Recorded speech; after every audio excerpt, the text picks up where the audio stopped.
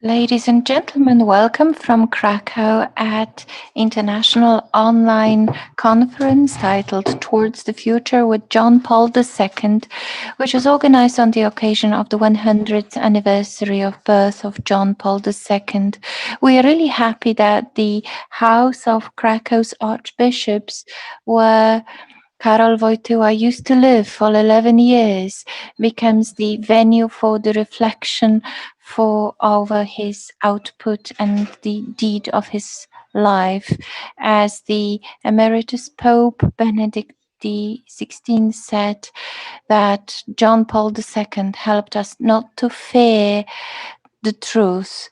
The committee is presided by Archbishop Marek JŁDRASZEWSKI, the Archbishop of Krakow, and the co-organizers are the Faculty of Social Sciences of Papal University, represented by the Dean, priest Michał, the Faculty of Economics and Social Sciences of Cardinal Stefan Wyszyński University in Warsaw, represented by Professor Michał Gierycz.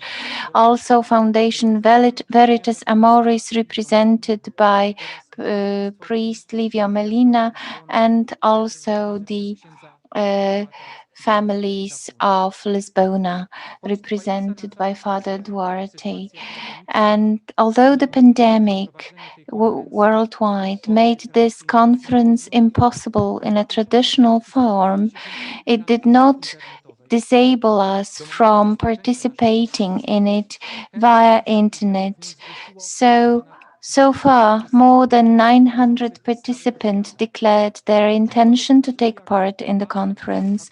It all shows how important and how current the thought of John Paul II is. It exceeds the borders of states and continents. And in the period of coronavirus, it becomes especially vital to look at human being as a person, at family, and to reflect over the faith.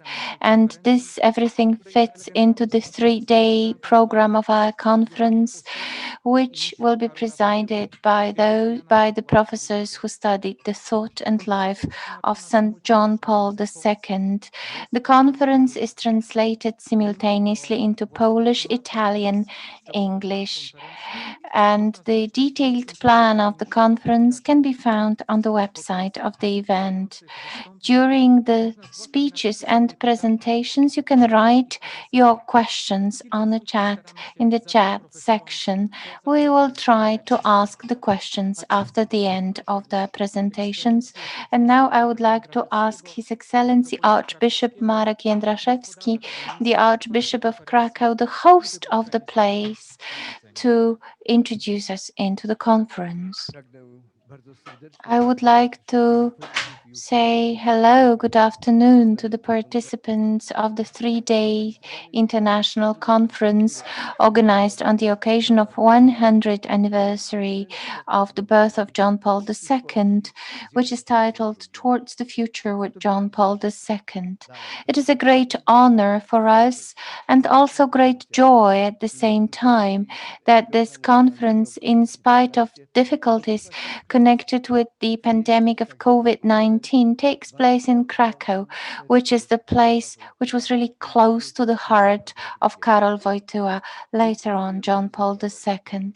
I would like to thank the organizers, the Faculty of Social Sciences of Papal University in Krakow, Social and Economic Faculty of Stefan Wyszyński University in Warsaw, the members of Veritas Amoris Project, and Pastorale della Familia in Lisbon. I would like to thank especially all the distinguished professors and speakers from many countries in the world who decided to share the multitude of their knowledge concerning the person and the teaching of John Paul II. I would like to thank very much those people, both lay persons and priests, who decided to share their experiences in meeting John Paul II. I would like to wish all the audience and speakers a lot of intellectual fruit of the conference. Ladies and gentlemen, let me share some reflections of my own, which are connected with the philosophy of John Paul II, connect, concerning the human person from a few years before he was elected to be the Pope. My short presentation will be told John Paul II, the witness of what's not reductible in a human being. The studies of the philosophical thought of a bishop and then Cardinal Karol Wojtyła begin usually with his book, the analysis of his book Love and Responsibility, written in 1960, and they stop at the work Person and Act, which was published 9 years later. But quite rarely, a number of papers or articles that he authored are taken into consideration, but still they were published between 1960 and 1969, and also before his choice to become the Pope in 1978. But they are really important because they point to another important element of his philosophical path. Some people believe that these papers were meant to be the starting point for another oeuvre, which would be the creative continuation of the Person and Act. Out of 7 texts published at that time, let's ponder upon 2 titled Subjectivity and the Irreducible in Men, written in 1978, and also Theory and Praxis, the Human Subject and Christian Subject, published 2 years before that. That was in 1976. It's worth mentioning that these papers were published in foreign language versions, in English and the other in Italian, and later on in Polish.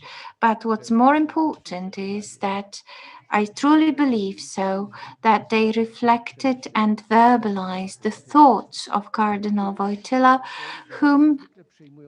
which he reflected and expressed already when he became the Pope John Paul II. Being aware that the modern and contemporary reflection enriched our knowledge about human being in comparison to what classical philosophy brought. In the article Subjectivity and the Irreducible in Man, Karol Wojtyła presented a thesis that you cannot stop on the reflection showing human being as an objective one. It was done quite frequently, especially within the Thomistic tradition. Let me add that such a vision of human being dominated, among others, at the Faculty of Philosophy of the Catholic University of Lublin, where Cardinal Wojtyła was a very well respected lecturer, especially by the students. However, he believes that we need to pay attention at the awareness, which specifically human dimension of human subjectivity. It is the subjectivity of a person. Within these limits, we need to take up and explain the key issues for anthropology of what is the irreducible in a human being, something that is primeval, that is human to the core, and that defines the complete originality of a human being within the world. Saying this, Cardinal Wojtyła left the Aristotelian anthropology, defining human being as a rational animal, human being as a rational animal, because he believed that such a term reflects the belief that a human being can be reduced to the world, defining them as an animal which differed from others, or who differed from others merely or as much as with the property of a reason, ability of reasoning. This type of understanding a human being was defined by Wojtyła as cosmological in philosophical and scientific tradition, starting from Homo animal rationale. Human being was an object, one of the objects within the world to which they belonged. Such a way of understanding of human objectivity meant the general assumption of reductibility of a human being. Cosmological type of thinking of a human being was perceived by Wojtyła in the classical definition of a person, which was authored by Boethius. It expressed the human uniqueness as a substantial being which has the reasonable nature that is spiritual one, rather than the specific of subjectivity, which is essential for a human being as a person. However, this subjectivity requires special reflection and new type of understanding of a human being, which should complete the cosmological one. This new type was defined by Wojtyła as personalistic, as he observed in the discussed paper, taking into consideration various circumstances of real being of human beings. We need to remain vigilant of the cognitive effort related to what's not reductible, and to give some priority in thinking of human being in theory and practice. The irreductible means also what's not seen within the human being, what's completely internal, and thanks to that, each human being is the witness of themselves, their humanity, and their person. Human being reveals themselves as a person full of freedom, with the entire personal structure of independence in which a human being finds their own I, or in which they should rule over themselves. A dynamic structure of independence tells a human being what that they are given to themselves, and also they are asked of themselves.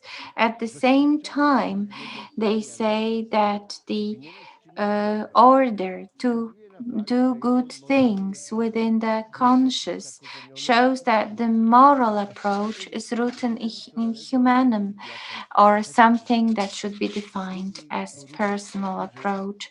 It also says that a human being is a transcendent being which exceeds outside the the material world into the spirituality. The human conscious shows that a human being actually exceed themselves, reaching towards the values acceptable in the truth, and make it realistic with a great sense of responsibility. The experience of morality and transcendence makes the meeting between Christian and human possible, with the priority of the ethos and human freedom over materialism and determinism. As Wojtyła said in the article Theory and Practice, the human and Christian subjects saw the priority of the ethos as the element that explains human being in themselves, and giving them the character of their entire praxis, which conditions also non-human character of this world, to which the human being belongs in a dynamic and ontological way.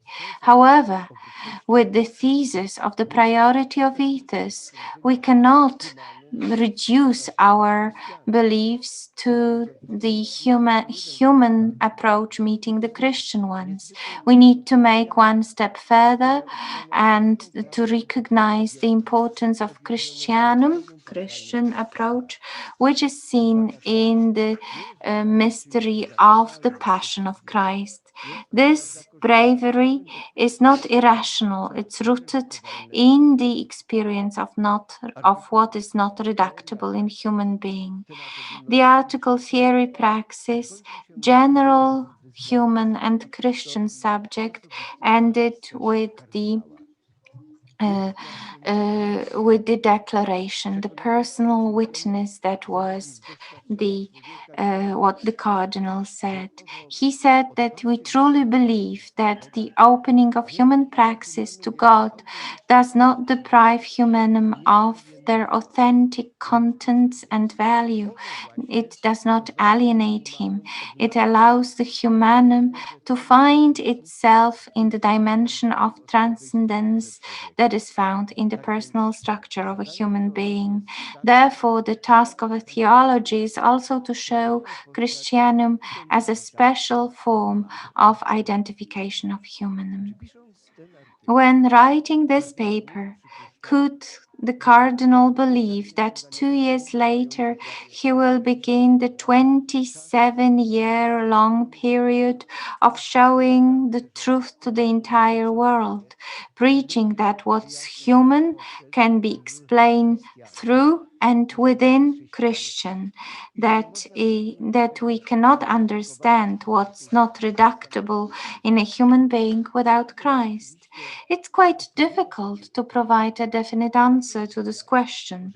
However, today we can with full confidence say that the term of John Paul II, the Great, was the great witness through the words and the deeds that Christ is the best key for a human being, allowing to discover what's not reducible for the world, as a consequence allow the human being to understand themselves.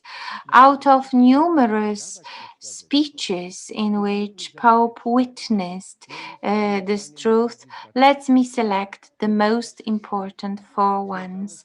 The first three aeropagies of his term are related to the beginning, whereas the fourth one with the end. Aeropage number one, St. Peter's Square, 22nd October 1978, the sermon during the inauguration service of John Paul II. He said, "Let's not fear, let's open the door to Christ, for his saving grace open the borders of the state's economic and political system, the realms of culture, civilization, and development. Fear not. Christ knows what a human being carries inside. He knows it. Today, a human being does not know what's inside them in the depth of his spirit and heart. Human beings so uncertain of the sense of living on this earth and with doubt and despair. That is why I'm begging you, please let Christ speak to human being. He is the only one who has the words of life, the eternal life." Aeropag 2, Vatican, the 4th of March 1979, Redemptor Hominis, the encyclic. Christ is the key for every human being to understand their own humanity. The Church has not stopped to listen to the words of Christ, which are read anew with every detail of their life, which is reconstructed with piety. But these words are listened to not only by Christians, but also those who are not able to say, together with St. Peter, "You are the Messiah, the Son of living God." Christ, the Son of living God, speaks to people as a human being. His life, his humanity, his obedience for the truth, his love that encompasses everybody speaks to all people. Also, his death on the cross speaks to everybody, the depthness of suffering and devotion. The Church is going through his death, and resurrection. A human being who wants to understand themselves not according to partial or superficial criteria of their own essence, they must, with their fear and uncertainty and weakness, with their life and death, get closer to Christ. They must go into the Christ and adopt and assimilate the entire reality of redemption and incarnation. If a human being goes through this process, then it's reflected by the passion for God and also the great surprise of themselves. Aeropac number 3, Paris, the 2nd June 1980, the site of UNESCO.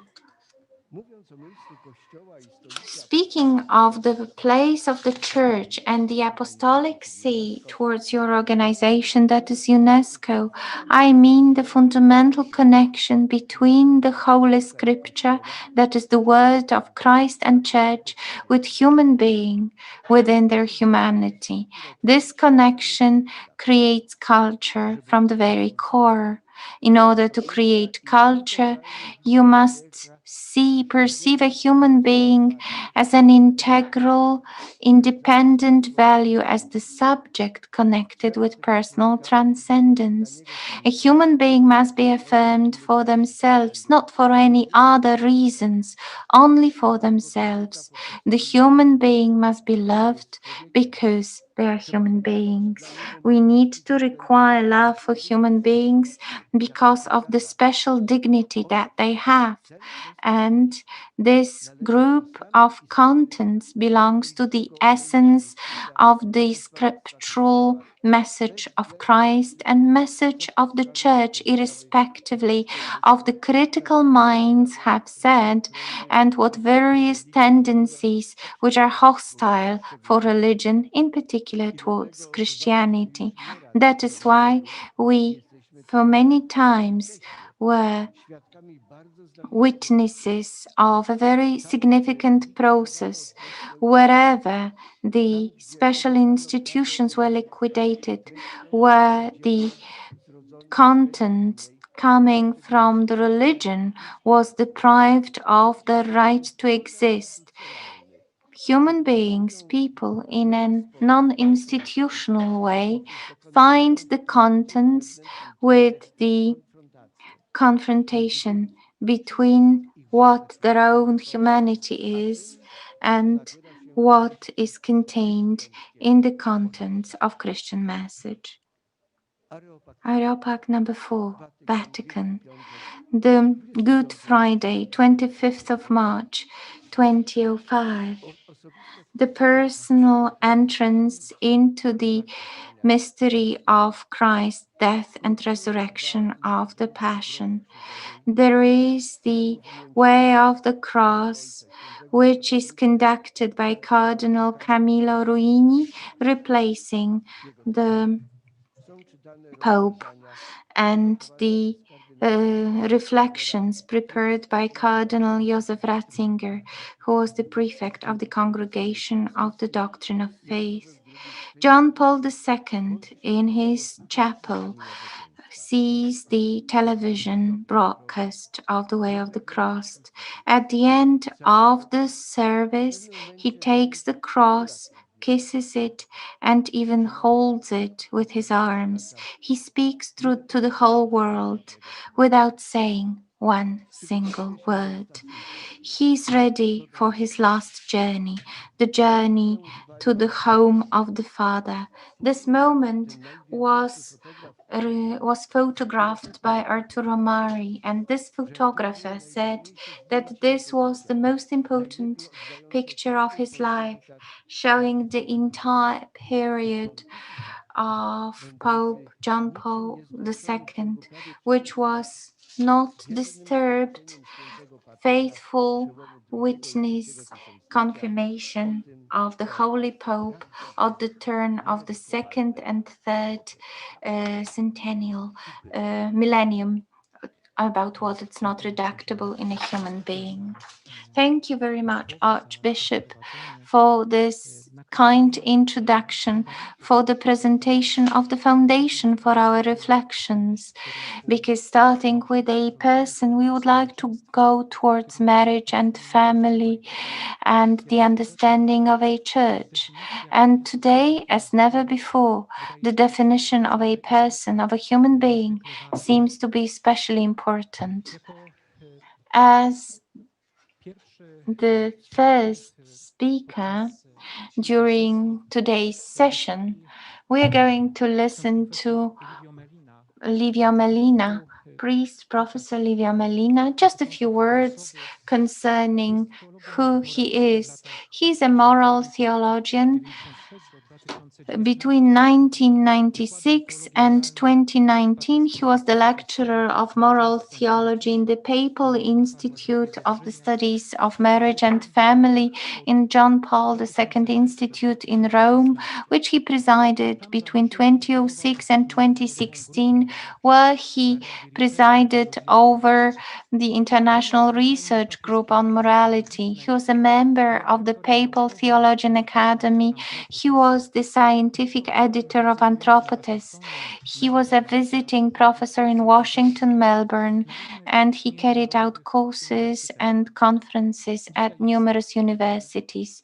Today, he is one of the authors of the project Veritas Amoris, the project that concentrates on the truth and love and the key to the understanding of the essence of a human being and God as integral way of the priest's approach towards the family, intellectual heritage that promotes the project Veritas Amoris has three pillars: the theology of the human body of John Paul II, the theology of love of Benedict XVI, and the pedagogy of love of Pope Francis, with special understanding of human weakness.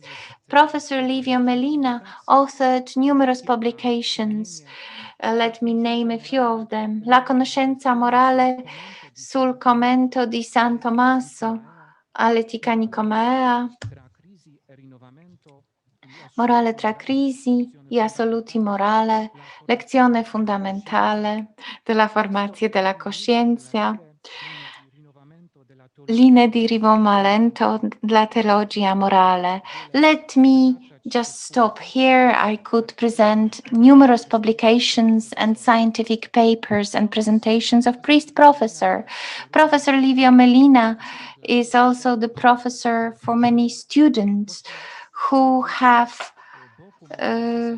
been able to write their thesis, diploma works, their PhD dissertations. I would like to thank for letting me be one of them. And I would like to invite priest professor to present a paper, John Paul II, The Truth of Love and the Personal Gift. Thank you. Ecco, buonasera. Volevo innanzitutto salutare cordialmente tutti i partecipanti a questo convegno online. Ladies and gentlemen, I'd like to welcome all of the participants of this online conference. In particolare Sua Eccellenza Monsignor Arcivescovo di Cracovia e gli altri organizzatori, in particolare I'd like to welcome the Archbishop, the organizer of this conference, and the co-organizers, including Professor Paweł Gałuszka. My presentation will be entitled The Truth of Love and the Gift of the Person. Do not be afraid. Those were the words that the risen Christ welcomed the women traveling to the grave of the Christ. And those were the words that John Paul II commenced his pontificate with. He called upon us to follow the faith in Christ, the Son of God. Christ knows exactly what's hidden in the heart of man. He's the only one who knows that. So already back then, the church was full of fear, full of apprehensions, in a world that was flooded with fear. And so the hopes that stemmed from the Second Vatican Council, unfortunately, were not completely satisfied. And on the human horizon, there were those dark clouds gathering, and the Polish Pope was quite decisive in trying to orient the church towards the new millennium, looking towards him, that is, to come to us from the future. Christ is the Alpha and the Omega. He not only walks ahead of us, but he also waits for us, and he knows what's hidden in the heart of every man. And so, having won over death, he may open up the prospect of hope, which is indispensable for us to be able to live and to work in favor of a new world. How has the scenario ahead of the church and the world changed since then? How much has it changed? Well, also today, we would need to listen to those words yet again. Today, when we need to face COVID-19, that right from the beginning of 2020 has turned our world upside down, and which had us immersed in a universal fear, more universal than ever, perhaps. The prospect of getting infected with an easily transmittable virus has made us see how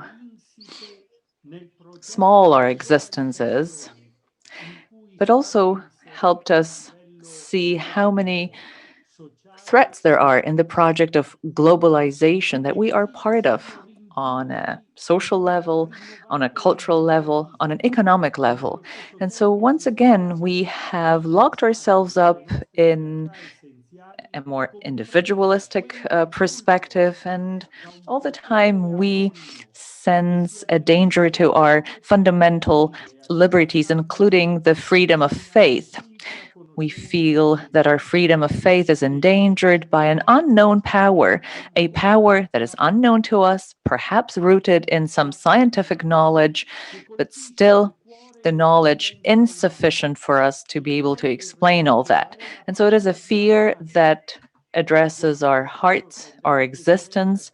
It is a fear that makes us lose our breath, that takes us by surprise. And so I think we may rediscover those words uttered by John Paul II. Well, it's not by accident that he was born 100 years ago. And so it was 2020 that we celebrated the centenary of his birth in. John Paul II offers us a vaccine of love, and he opens our hearts up to hope. And so I'd like to remind you of an important text, which, however, is not particularly well known. It was written in February 1994, and it was only published in 2006, whose title was Meditation, a Selfless Gift. It is a very personal reflection which begins with a very significant way. It begins from a highly personal testimony. So it is a reminder of the words of one of his professors who discusses his own calling, his own experience of love and charity, and his own sacrifice. The young person, the young priest, Karol, heard that voice, and what he understood was a new profundity of the truth on man, God, and the world. And later, he connected those words, just like Joseph from Nazareth. He interpreted those words as words heard from the heavens, from above. Joseph, the son of David, do not be afraid of taking Mary with you. So yes, God entrusts another person to every man in a very special way. And it is a gift. It is a gift that you need to be able to accept. And you need to be able to sacrifice yourself as well. This is the ultimate truth of love that is rooted in our creation. And this is something that cuts off that fear of love from us, because it means that we're all interconnected in the community of love. And so in that text written on the selflessness of the gift of the person, it was written at the time when John Paul II was in the midst of his pontificate. Well, in that very text, you will find a very personal testimony.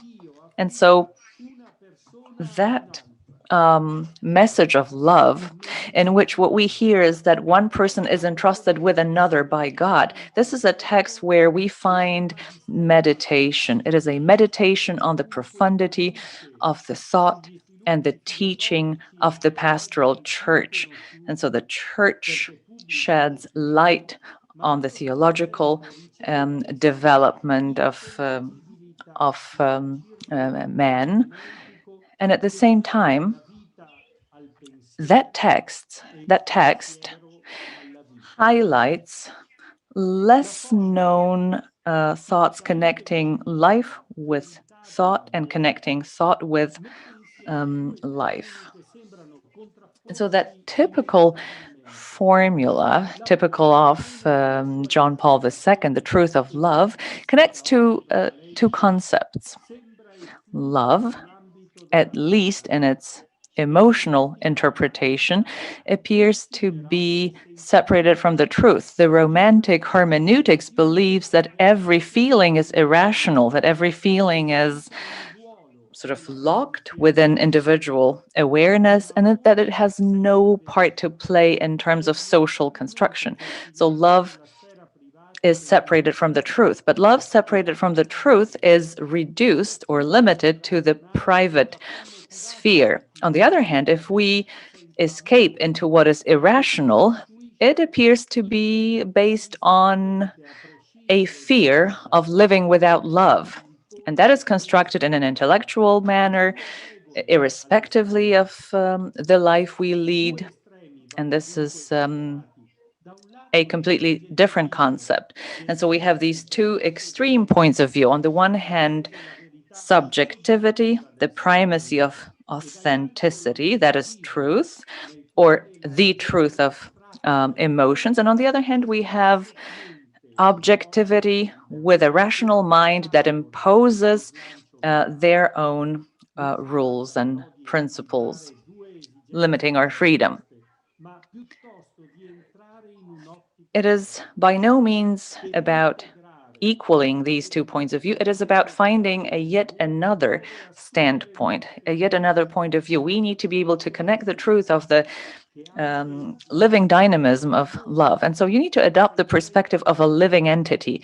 It is at the same time the perspective of love that is the source, the secret source of action, the secret source of life. Veritatis Splendor, that encyclical, encourages us to look into it. That encyclical is a source of inspiration for Wojtyła, and it's also a source that results in his very personal interpretation of love. St. Thomas says, whoever acts does it because they are pushed by love. And so the primeval form of love is not naturalistic. The primeval form of love is always the love we feel towards the other person. The love we feel towards the other person is a primary or primeval good. It is a good that satisfies our needs. If something is good for us, it appears good for us only within the relationship with a person whom we love. And so connecting the love that we understand as natural and the love that we understand as personal appears to be essential for us to be able to understand the truth of love.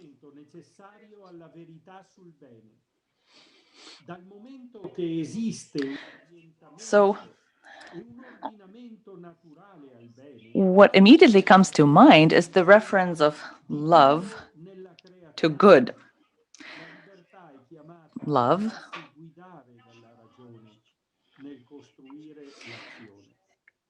is a good that we are entrusted with, but our freedom has to be under the reign of our reason, and only what reflects the true good constructs our relationships with people. So love also discusses the objective good of the other person, and also and only within the unity of two people there may be good.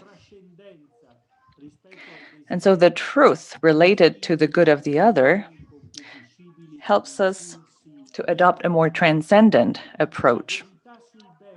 And at the same time, it helps us move away from very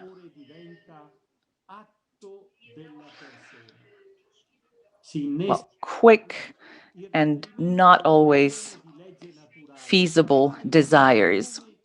And so this is a reference to the natural law being the order of love that the Creator himself has constituted for people to be able to attain their goals. It is an order that reaches its hermeneutical full in the person of Christ, in a new personal law and in the satisfaction of that law within the order of love.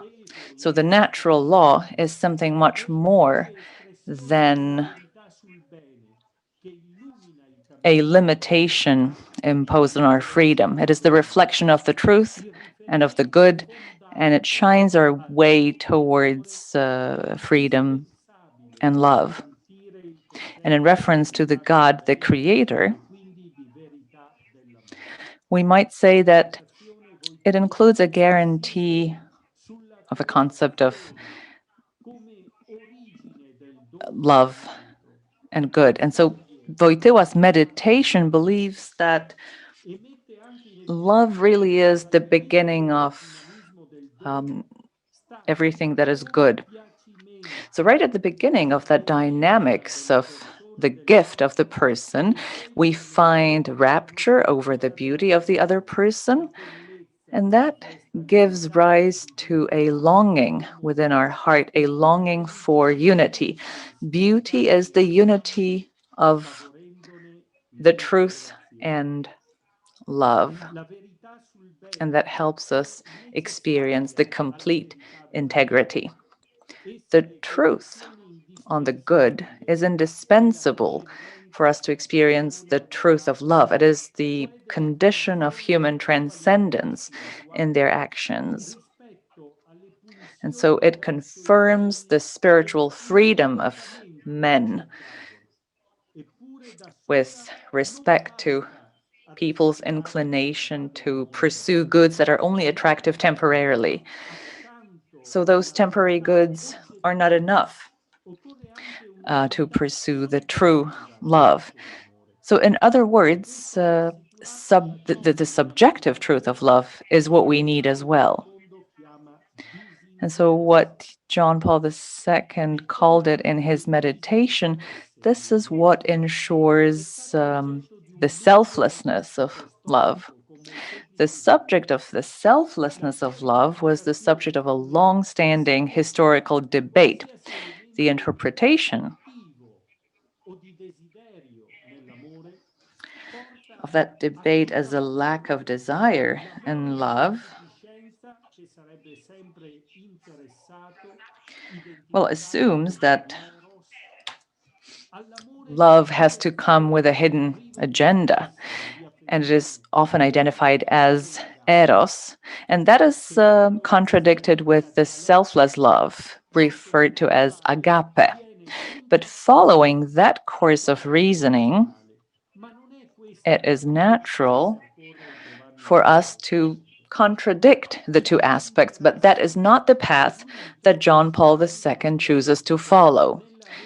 The selflessness for him is the relationship, the interpersonal relationship. It is not a relationship between the desire and the good, where, well, it is not possible for a natural interest to be lacking, because every love, in fact, always starts from a fundamental desire, attraction, interest, and the true love indeed is interested in the love and unity with the other person. But the true love is also interested in the good that such unity may give rise to. And so the selflessness is more radical. The more radical it is, the more unconditional it is, requiring no gratitude. And this is something very clearly stated in the Bible as well. Selfless love is a love that we feel towards another person that we wish to give to the other person. And the meditation by Riccardo di San Vittore, a medieval author, made it possible for the Catholic theology to rediscover the selflessness of love without rejecting the form of love that we're in a way obliged to give to the other person. And so it is all about accepting the other person as a gift, as a pleasure of unity, including sentimental, emotional unity. And so based on that, selflessness is another important aspect, namely, love is open to a gift. And so you need to be interested in offering the good to the other person without requiring that good to be returned to you by the other person. So John Paul II says, as a result, or discusses a certain threshold that we need to aspire at, all the time being fully aware of the risk involved in it. Namely, it is a threshold over which we stumble time and again whenever we want to manage another person, whenever we want to appropriate the other person without offering ourselves as a gift. So it is an internal fight that we keep on struggling with. But we need to remember that love is a gift. And so we want to fight for an order of relationships that are based on that concept of the gift. And so love is something that opens up our souls and eyes to the sanctity of the human person, to the sacred concept of a human being in the form of a man or woman. But as we may stumble over that threshold of encountering the other person, what we should be apprehensive of, what we should fear, is not the attractiveness of the other person. Instead, what we should worry about is the loss of the sense of the sacred, is the loss of the presence of God, and giving way to our temptation to dominate the other person. The truth of love is realized in our actions. And it is in our actions that we express ourselves, and it is through our acts, through our actions, that we reach perfection. The act of love, the act of personal love, is all about offering yourself as a gift. In an article that dates back to 1974, when discussing Gaudium et Spes, the Archbishop in CRACOW discussed that right of the gift. And here's what he said, quote, "The consequence of what being a human person means to a person, being an entity, that has control over himself is that the human being may offer himself or herself to another without violating his ontological status. The right of the gift, therefore, is included in our existence as a human being. The mystery of personal freedom is fully manifested in the gift and in the unity of love to another person. In Amore e Responsabilità, or Love and Responsibility, of 1969, the gift of yourself is analyzed from the point of view of marital love. If every love is a gift, if every love boils down to offering yourself as a gift, then the most complete form of that gift is the marital love. And what is specific for it is the engagement of the body, and through the body, the entirety of the human person. And so you offer yourself as a gift in a way that is unique and irreversible. And so here, the person opens up to a family and taking care of the family. And it appears that we encounter a certain paradox here. How can a person offer himself or herself as a gift? Well, in Opus Magnum, Persona e Atto, we receive an anthropological explanation, namely the structure of the human person, the structure of the self-possession and self-awareness, self-identity, provides that freedom of offering yourself as a gift to you. Only the person who can manage himself can also decide to offer himself as a gift to the other person. And in that gift, there will be no utilitarian element. And so offering yourself as a gift to the other person is not a loss of an important freedom, but is a way of participating in the humanity of the other person. It enriches your own humanity, where my own self goes beyond the self and connects with the existence of the self of the other. In the very same Meditazione, apart from the text from the book of Genesis, the most important source of reference for the creation of Gaudia et Spes, what we read is that man is the only creation on earth who was created by God as a person or as an entity, as a being that is completely autonomous. And so the person, the human being, is completely autonomous, and thus they may also offer themselves as a gift to others. And John Paul II explains the phrase sincerum as selfless, believing that this is the fundamental principle behind the human order, both at the personal level and at the sacramental level. And so the right of the gift is interconnected with the image of God as reflected in man. And thus, there is some likeness between the unity of men and the unity of man with God and Christ. It is a likeness that is reflected in the Church through communio personalo, that enables the faithful to participate in the life of God.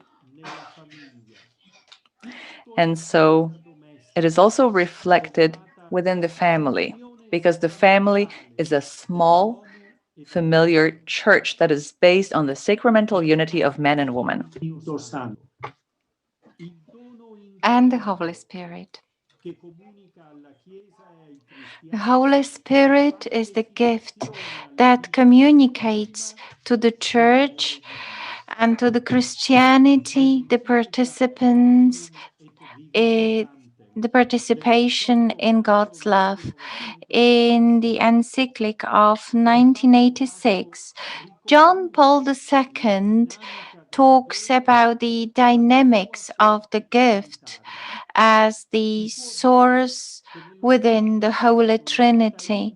So, in the Holy Spirit, life of God is a gift, an exchange of love between the between God, the person of God, where for the Holy Spirit, God is the gift. The Holy Spirit is the expression of being a gift and being love at the same time. A human being is a human being gift and a human being love. And to close, fear does not allow us to breathe, not only in a physiological way, through the effects of COVID-19, but also we cannot breathe in a social way and as people because we are afraid of loving. Jean Ditton said that like we need air for breathing in an identical way for love and loving we need some aerosphere. Love is extinguished when it's isolated from others and when it cannot communicate to the rest of the world. Fear not, repeats John Paul II. Don't be afraid, repeating the words of Christ, Jesus Christ. So a brave person is not the one who is not afraid, but the one who is not paralyzed by fear, but who has more hope, the hope that allows them to face difficulties and risks and dangers. The victory over fear is done when we find the truth of love in God's roots. Holy Spirit is the breath of God that allows us to give each other and to each other. The Church, which was born out of the breath of the resurrected Christ, is the breath of a family, and the family is the breath of a person who lives only when they recognize that they are a gift and when they assume the gift of persons given by God, and when this gift is truly deep. Thank you very much. Thank you very much, Professor, for such very important message. The teaching that touches upon the fundamental topics which refers to love introduces to special perspective of a human being and looking for readiness to become a gift and therefore to execute, to pursue one's humanity, which is the greatest vocation, that is the vocation to love. The second speaker today is Professor José Granados from Spain. The title of his presentation is The Mystery of Man Within the Mystery of Christ. Professor José Granados is a doctor of theology and theology of marriage and family. He is a member of the community of the Disciples of the Heart of Christ and Holy Mary, and he's a part of the Institute of Marriage and Family that is connected with the Papal University in Rome. Between 2004-2009, he was the lecturer of the American section of this university within the Catholic University in Washington. He defended his doctoral thesis at Papal University in Rome. He authored a number of books, publications, and scientific papers. The titles that I would like to quote are Una sola carne in un solo spirito, or Teologia de matrimonio, il corpo cardine della storia della salvezza, vincolo coniugale, una nuova corporeità, economia sacramentaria.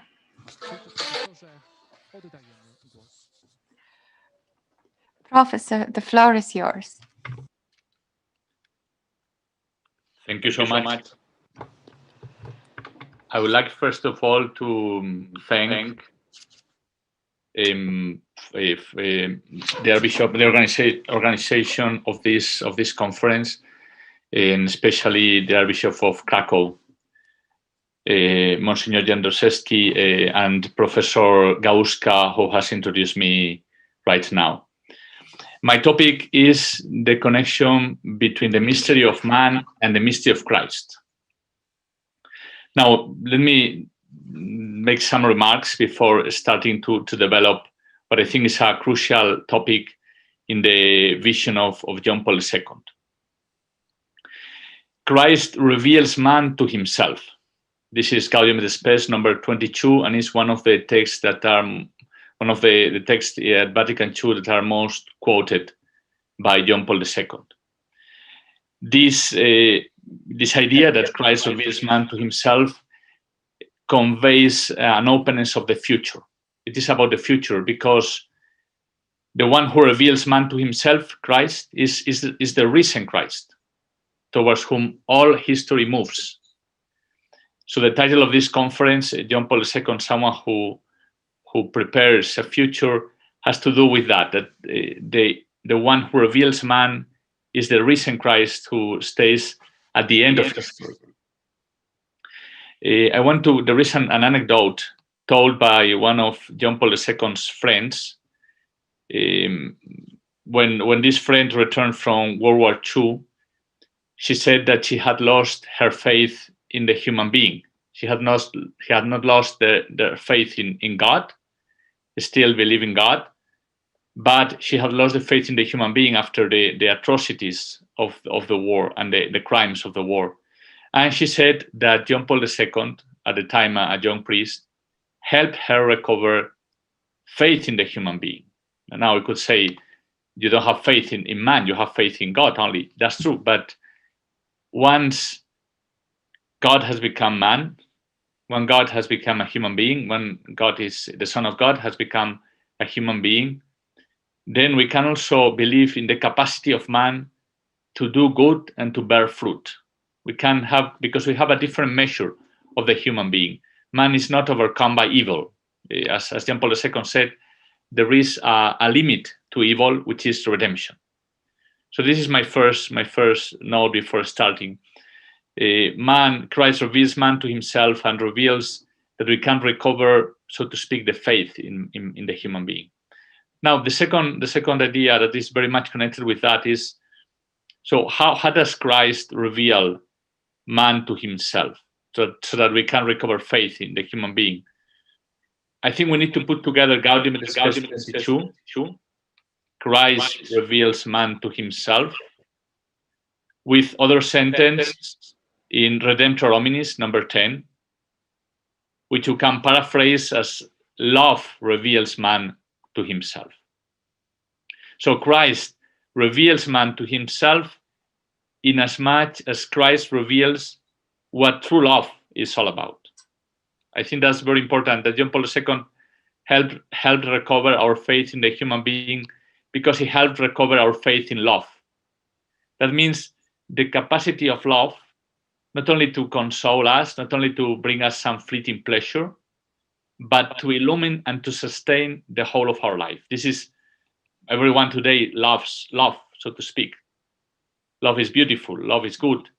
But what is in crisis today is the idea and the being sure that love is able to sustain our life, that it is able to last for the whole of our life. This idea that love, we can recover our faith in love.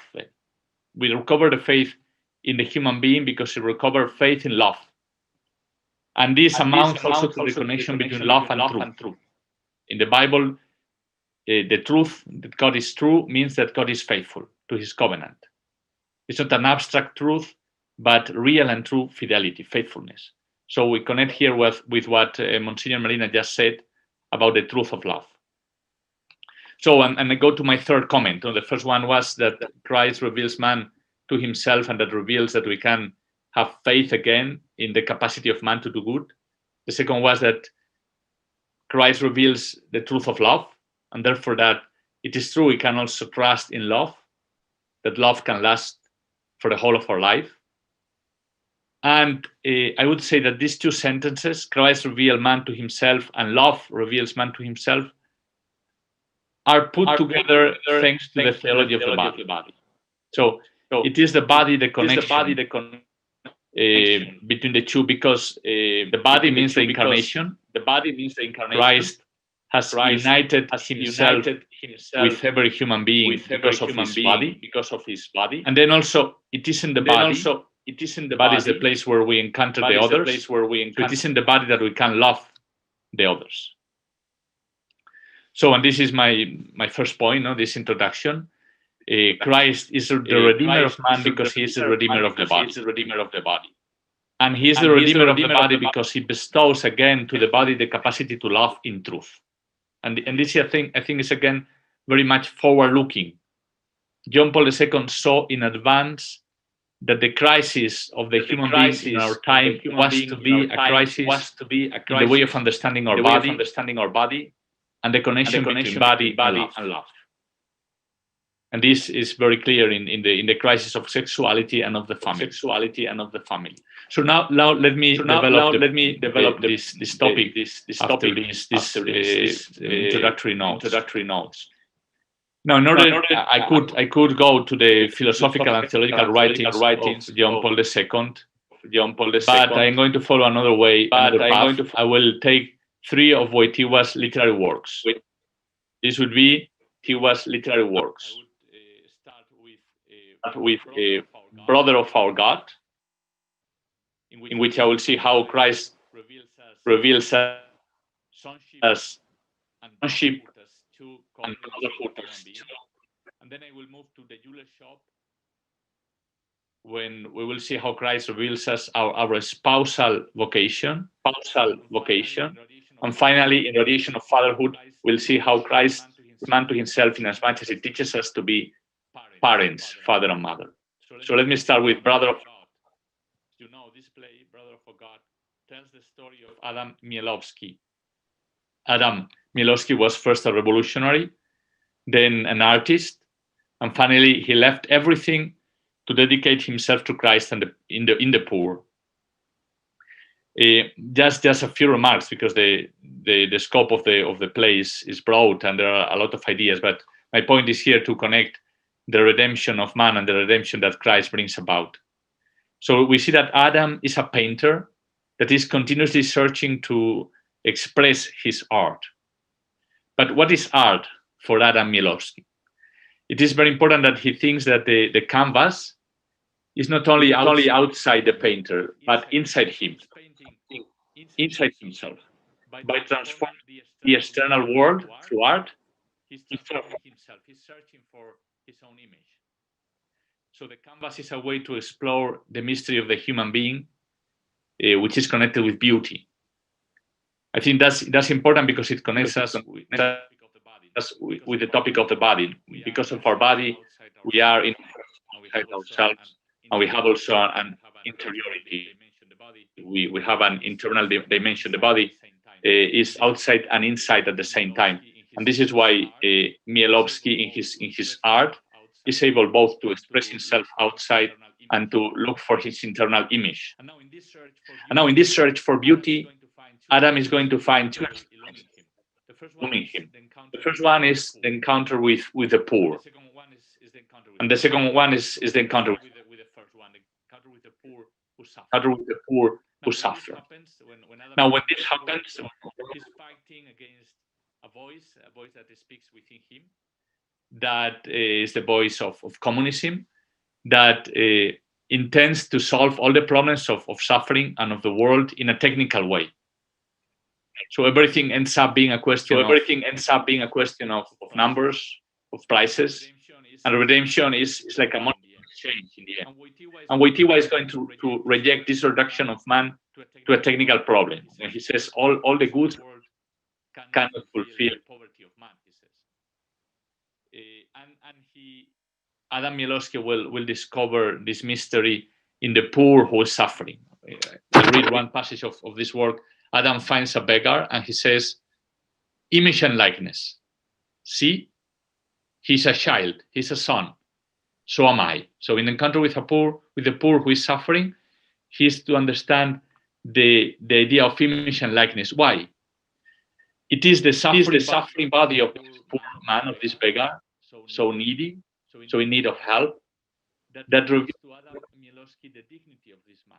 It's like a mystery of the suffering body, a body that depends on others to go on living, that makes Adam perceive the dependence of the human being on others, and in a way is reminding his own childhood, in which we are dependent on others. So the poor man is like reminding him to be welcomed, is asking for help, is asking for Adam to welcome him as a mother welcomes his child. And this happens precisely when the mother welcomes the child and perceives the child as a gift entrusted to her by the source of life, by the Creator, by God. So this is, in a sense, what he discovers in the poor, like the first language of the body. The body is telling us that, and it's the first coordinate of redemption as well. The body is telling us, you are a child, you come from another. You are dependent because you have received your life from another. And this has to do with the word image. You are the image of someone other. And it is this discovery that becomes like a light for Adam, who recognizes himself as a child. He says to the beggar, at this point of the I quote, you have saved me. Why? Because I have recognized, I have acknowledged that I am also an image. I am also a child. It could say that through the body, through the suffering body, is able to discover that every man is son or a daughter, is a brother or a sister.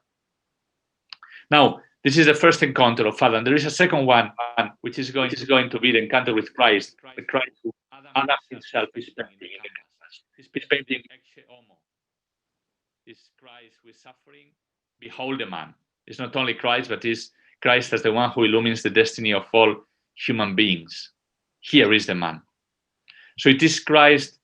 It's going to be Christ for Adam after encountering the poor, the encountering with Christ that reveals the dignity of the poor in fullness. At one point in the play, Adam Mielowski says to Christ, to the Christ who himself is painting, because he's trying to find the image of Christ in himself. You have suffered in every one of them. You are weary of death. They have exhausted you. This is called charity. But in all this, you have remained beautiful, the most beautiful of the sons of men. Such beauty was never repeated. Oh, what difficult beauty, how hard. This beauty is called charity, end of quote. So you see that in this suffering, Adam finds beauty. This beauty allows Adam to give up his art, but he doesn't lose his art. He doesn't lose beauty. He leaves the beauty of art to find the reality towards which art is aiming. And this manifested in the personal body of Christ, the poor. Through art is then charity for Adam, For charity is the way in which Christ is engraved within the heart of the artist. And so Adam fulfills what he has heard in confession from a priest. He has heard this sentence, let yourself be molded by love. So I pass from this to the second play. In this play, in The Brother of Our God, I think we can learn how Christ reveals man to himself, because Christ reveals that we are children and that we are brothers and sisters. And he reveals us that through our suffering body, our body that depends on others, and that in that way reveals us way that we come from another. In the second play that I'm going to consider, The Jeweler's Shop, what we have is spousal love. I'm going to concentrate on one aspect of the play. Again, it's very rich. So I would say that by focusing on the second act of the play is the story of a couple, Anna and Stefan, Anna and Stefan. And we are going to find here a connection with Christ, the bridegroom. We are going to find again that Christ reveals man to himself, and now he reveals his spousal love. In this second act of the play is very dramatic, because we find the breakup of the marriage between Anna and Stefan. Anna is tired of the marriage. He is not able to love his husband. In the first act, we see love in his beginning, and we can say a success of love, because it's Andrew and Teresa that love each other very well, and that encounter each other in a path of happiness, even if Andrew is going to die very soon in war. So even after Andrew's death, he's still present to Teresa. But here is the contrary. The second act is between Anna and Stefan is the contrary, because even if both of them are alive, they are alone. They cannot. There is like Wojtyła says that there is like a void. There is something that lacks in each of them because the other is not present. Now, at this point, another character that is called as well Adam appears in the play. Look that Wojtyła uses a lot the character Adam. Adam is a symbol as well of Christ. It's Christ in as much as he is already at the beginning of the human being in creation. It's the new Adam. This character Adam appears in the second act to wake up Anna, who is at this point she's tempted by adultery. And Adam says it is necessary for you to wake up because the bridegroom is coming. The bridegroom will pass through the city streets, and you need to be awake. Who is the bridegroom? Certainly, he represents the fullness of desire, the fullness of the desire for true love that is in the heart of every person. It represents Christ, of course, that is this fullness. But then when Anna sees the bridegroom, this is very important in the play, he's expecting a new man that will help her forget about Stefan. But now the bridegroom has the face of her husband, Stefan. So redemption, and the redemption through Christ, according to Wojtyła, does not came as an escape from marriage, from the true love of marriage, but is a call to face the wounds of love and to heal them. There is no other way for Anna, and this is very important in the situations which we see how many marriages. The temptation is to say that there are other paths. Just abandon your husband, your wife, and there are other paths. Wojtyła is saying no. The path to Christ is Stefan, is your husband. So these voices that today like often invite spouses in difficulty to seek other paths different from their spouse to reach Christ are not to be heard, according to Wojtyła. Wojtyła rejects them by identifying the bridegroom's faith with Stefan's faith. The Redeemer does not bring another path, but allows us to recover the old path. And in this way, he redeems us without asking us to renounce what we have always been. He is the Redeemer. Christ is the Redeemer of man, in as much as he reminds us of the Creator. He's not going away from creation, but bringing us back to creation in an act of memory. That's why it's so important, memory in the act of redemption. Christ does not bring another God different from the Creator. He brings the God who has created the world has created man and woman, and he has created marriage as the way of true love between man and woman, and marriage open to the transmission of life. This is why, in order to redeem love, Christ tells us to go back to the source of love. I quote a passage from the JİDRAŞEWSKI. You do not feel the source, but the flame consumes you. This is Adam talking to Oana when she is tempted.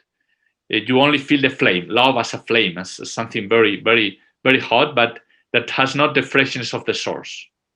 But true love is able to combine the source, who is God, the memory of God, and God as the origin of love, with the flame of feeling, the flame of internal experience, the flame of passion. Again, I quote Wojtyła again. To love means to spring up like a fountain of living water in the depths of the soul, which, when converted into a flame, can never be extinguished. So he's able to put together the source that comes from God and the content of human experience represented in a flame. It is in this context of the redemption of Christ, of human love, that we can see the jeweler, like this character in the play that is so important in the jeweler shop, that represents God. He is the one who has made the rings, the nuptial rings, which call for faithful love. And he has inscribed in these rings the weight of human life. In the union between man and woman is where man finds himself. Love reveals man to himself, because love comes from the source, from the creator. Love is not self-sufficient. It's not self-sufficient, neither the love between man and woman. They need to draw together from the source of love. The lovers have not created the language of love, which is inscribed in the sexual difference between man and woman, and so they have to receive it from one another and from God, the creator. So it is the creator who allows the two to be one. It is true that this path that opens up for Oana and Stefan is not an easy one. Wojtyła is not saying that. At the end of the play, I quote from this play again. Adam says to Oana, who has recovered, has come back to her husband. Adam says to her, quote, the new love, that is the love from the beginning, the new love could only begin from the encounter with the bridegroom. In the beginning, the only thing that Oana felt was the suffering. With the passage of time, there gradually came a stillness, peace. The new thing that was growing was difficult to grasp, and it did not have the taste of love. Perhaps one day you will both learn to relish the taste of that something new. And then he goes on to say, what is the problem with human love when it is separated from God? He says, the thing is that love carries people away like an absolute, although it lacks absolute dimensions. But acting under an illusion, they do not try to connect that love with the capital L, that has such a dimension. So Christ has redeemed the human being, the end of quote. Christ has redeemed the human being because he has shown precisely that dimension. And then I go to the third one. We have seen how Christ redeems man, reveals man to himself in as much as he shows us that we are children. He reveals man to himself in the jeweler shop in as much as he shows to us that we are called to the gift of self to other. And now in Radiation of Fatherhood, this third play I am considering is going to show also a call to generate, to give life to others that is revealed to us by Christ. It is now a question of redeeming fatherhood. Now we have again the character Adam, but is Adam not in as much as Christ, as a prefiguration of Christ, but Adam who has lost fatherhood. Is Adam who has sinned, and he has renounced his mission of being a father, and so is condemned to loneliness. So look, Adam's sin is not the desire to be great. Many times we think that sin is the desire to have many things, but here Adam's sin is his fear of being great, his fear, and his in the end his giving up on the task of living up to the height of God's gifts. So it's not going to is to avoid, to be fearful before the greatness of his vocation to fatherhood. The human body, deprived of its capacity to generate, is not able to speak its full message, and is going to close Adam in himself, unable to take care of his children, and unable to point to the Creator as the one who is the origin of life. And Adam is in this place going to recover the relationship, this vocation to fatherhood, through her daughter Monica. At one point in the play, he's walking in the forest, and he's going with her daughter, and they will find life-giving water. And here is the moment of rebirth, but it's a moment which evokes very clearly baptism. So Adam is recovering fatherhood through baptism. That means that the water is again a sign of the spring, who is the Father, the source of love, the Creator, whom Christ has revealed to us. And through this water, which is the rebirth in Christ, so Christ is the one who reveals to Adam again that in order to be a father, you need to recognize the Father. You need to recognize the source. You need to be open up to the source. And then you will be able to be a father. You won't be afraid to be a father if you learn how to be a son. And this is what Christ is going to show to Adam in this play. It is a very important thing in the play is the use of the word mine. Wojtyła here presents to us a meditation on the word mine. And he distinguishes between two uses of the word mine. The word mine directed to an object, like I say, my watch or my glasses or my computer. And the word mine directed to a person, when I say my husband, my wife, my daughter. This second case is very important because it is reciprocal. I can say my wife because I accept that she says to me, my husband. I can say my son because I accept to be called my father. And therefore, it requires availability. It requires to be open to the other. And this is what happens also in the mind when I say my body. I can say my body. I can accept my body if I am available, if I open myself to something greater than myself, who is the Creator, who has given me my body, this body. In this play, Adam finds redemption when he's able to say to his daughter Monica, my child, mine means own, he says, because he's able to bear responsibility for her and to accept the task of fatherhood. And in this context, we have again Christ. Wojtyła says that in Christ, in the relationship between Christ and his Father and God, we find again the word mine. Wojtyła says, I quote, the Son is always yours. It's always yours. He's talking to the Father. The Son is always yours. You always think mine about him, my Son, because the Father gives himself totally to the Son, and the Son receives himself totally from the Father. And so this is a key also to understanding who is the human being. This word mine. We are ourselves when we are able to give ourselves to others, and especially in the gift of fatherhood, when we generate a child and we find our fulfillment in the life we give to our children. And again, we see how the incarnation, when the Son of God is able to say, my body given up for you, is bringing a new measure to the language of the body and to the redemption of man. In the incarnation, Christ has inscribed in the body the very relationship between the Father and the Son in the Holy Spirit. And we can, through the body, we can again relearn a new measure of love. So I come to my conclusion. We have analyzed 3 works, 3 plays by Wojtyła, and in order to answer to our question, Christ and the mystery of man and the mystery of Christ. We see that the mystery of man is in the mystery of Christ, the mystery of someone who is a child of God the Creator, who is called to give himself as a spouse, and in this way to generate as a father or mother. And Christ reveals man to himself, therefore, through the relationships that tie us to others, through communion. And this revelation as well allows us to go the path of life, because we start being children, we become spouses, and then we are father or mother. So this allows us to see also how the image of God develops in the history of our life. I will close this talk with an example of how Christ reveals man to man himself through his body, and especially through masculinity and femininity. And I'm going to take this example from Wojtyła's work, Sign of Contradiction, is the spiritual exercises he gave to Paul VI. And there is a meditation entitled The Price of Our Redemption, a meditation dedicated to the Virgin Mary.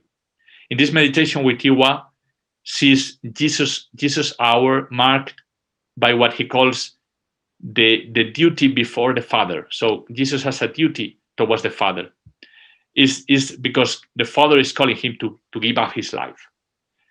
And this duty towards the Father is manifested in the temple when Jesus is a child, is a boy, and he is lost, and he's not really lost. He's in the temple, and he says, I need to be in my Father's house. So this is the duty towards the Father, that he needs to live to the Father, and therefore to give up his life, to go beyond himself and give his life to us.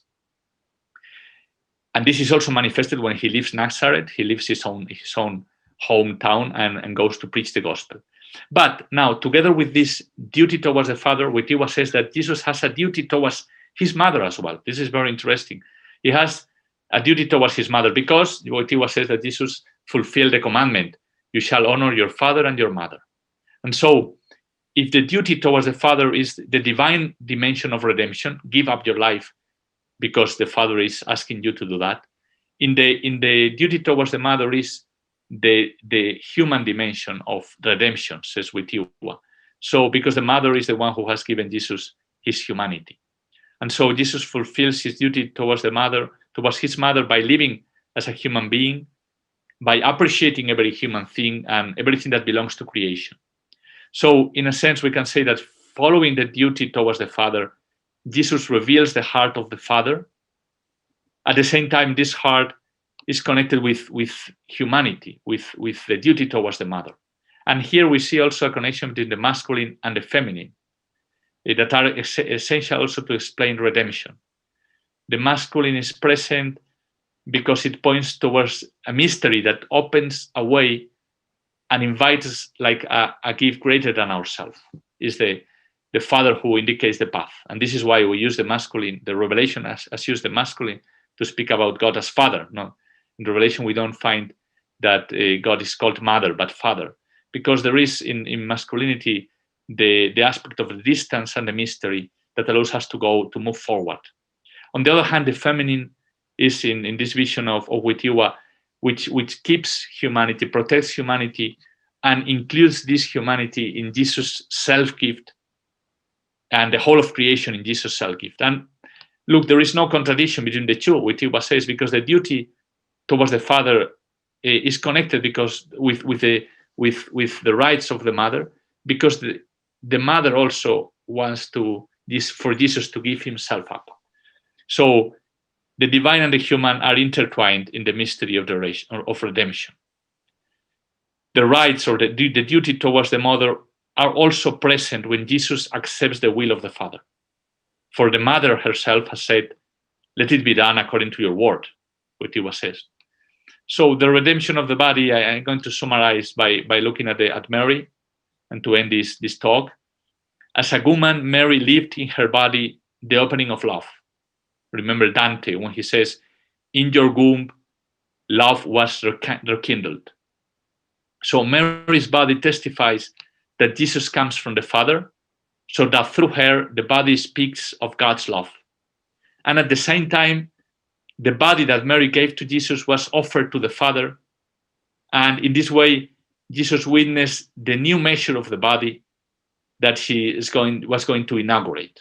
So it's a body that receives creation, but invents also a new measure by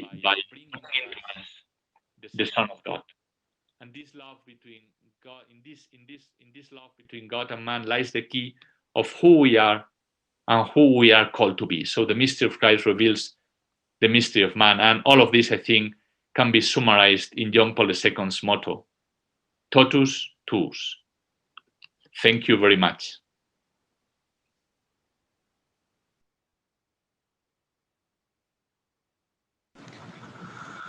Profesorze, dziękujemy za Thank you very much, Professor. Thank you for that lecture. A lecture that in a highly original way pointed our attention towards 3 plays written by John Paul II, The Brother of Our God, The Jeweler's Shop, and Radiation of Fatherhood. And so that perspective of men through the perspective of Christ helped us understand what Christ keeps trying to find within human beings. Thank you so much for that interesting and important lecture. Ladies and gentlemen, I'd like to invite you to listen to Professor Mario ENZLER's testimony now, a former member of the Swiss Guard, an economist. He's been working and living in Cameron School of Business, but the professor may also be encountered when giving lectures at a number of conferences all around the world. He often talks about the Saint John Paul II. He gives his testimony. He reminds us of the different times during his employment as a member of the Swiss Guard. He's an author of a very personal, a very profound book entitled I Used to Serve a Saint. Professor, over to you. Thank you very much for having me. It's an honor and a privilege for me to be able to share some of my experiences and some of my time with His Holiness. First of all, I want to thank all the organizers and His Excellency for allowing me coming from Houston and sharing a little bit of my time. So serving St. Pope John Paul II was such a privilege, and it was such a grace to be near him that I always and constantly feel a duty to talk about it and to share my experiences and my stories with others. You need to know, my brothers in Christ, that I arrived at the Vatican as a young Swiss guard with a largely secular understanding of Catholicism, which was my parents' faith, but not truly my own yet. And today I can say that this outsider view was both helpful and deceiving because, in fact, I was able to meet St. Pope John Paul II without any preconceived notion, and his impression on me was not filtered through my perception of his office, but purely based on a human level. The first time I interacted with him alone, I was on duty in the Apostolic Palace. They called me that he was going to walk by. There is a protocol that you have to follow, secure the doors, make sure that nobody comes out all of a sudden. And then I went in attention and I waited for him to walk by, expecting and hoping that he would maybe stop and exchange a few words. And sure enough, he arrives and is with his secretary, at that time, Monsignor Stanislav Gierycz. And the two of them, they stop right in front of me while I'm in my position. And His Holiness looks at me and he says to me in Italian, but I'll tell you in English, "You must be a new one. Welcome." And when he said that, I came out of my attention and I went with my hand by shaking his hand, introducing myself. And I did that for a few seconds. And then when I was done talking, the Holy Father kept my hand in his hand. And then he grabbed my hand with both of his hands. And he looked me in the eyes and he said, "Well, Mario, thank you for choosing to serve who serves." And then he let go of my hand and he walked away. Well, in that moment, I realized that that man was a special man. And he had something that I wanted it, but I didn't know what it was yet. But I knew that I wanted it. And so I started paying attention to every move he did. I started listening carefully to every word he said. Because you know what? Saint Pope John Paul II was a very special man, a very special person. He was gifted with an enormous ability to communicate and with a brilliant intellect, as we just heard with the presentation of my two predecessors. Those of us who had daily contact with him, Swiss Guards, were always struck by the richness of his intuition, by the depth of his spirituality, by the example of his prayerfulness, but most of all, by his immense humility, which was rooted, I am convinced, in his intimate union with Christ. It was his humility which permitted him to continue to guide the church, in fact, and to give an eloquent message even when his physical strength was failing him. One day, I was again in the Apostolic Palace on the third floor, La Terza Loggia, and they told me that he was going to walk by the usual protocol to secure the place, block the elevator. And that day I was tired, I was hot, my feet were aching, and I really, really wanted him to stop and exchange few words with me on how's the weather, on random life. I really wanted him to notice me. And I hear him coming, I go into my attention, is again with his personal secretary. They are walking, they are right in front of me, and they walk away.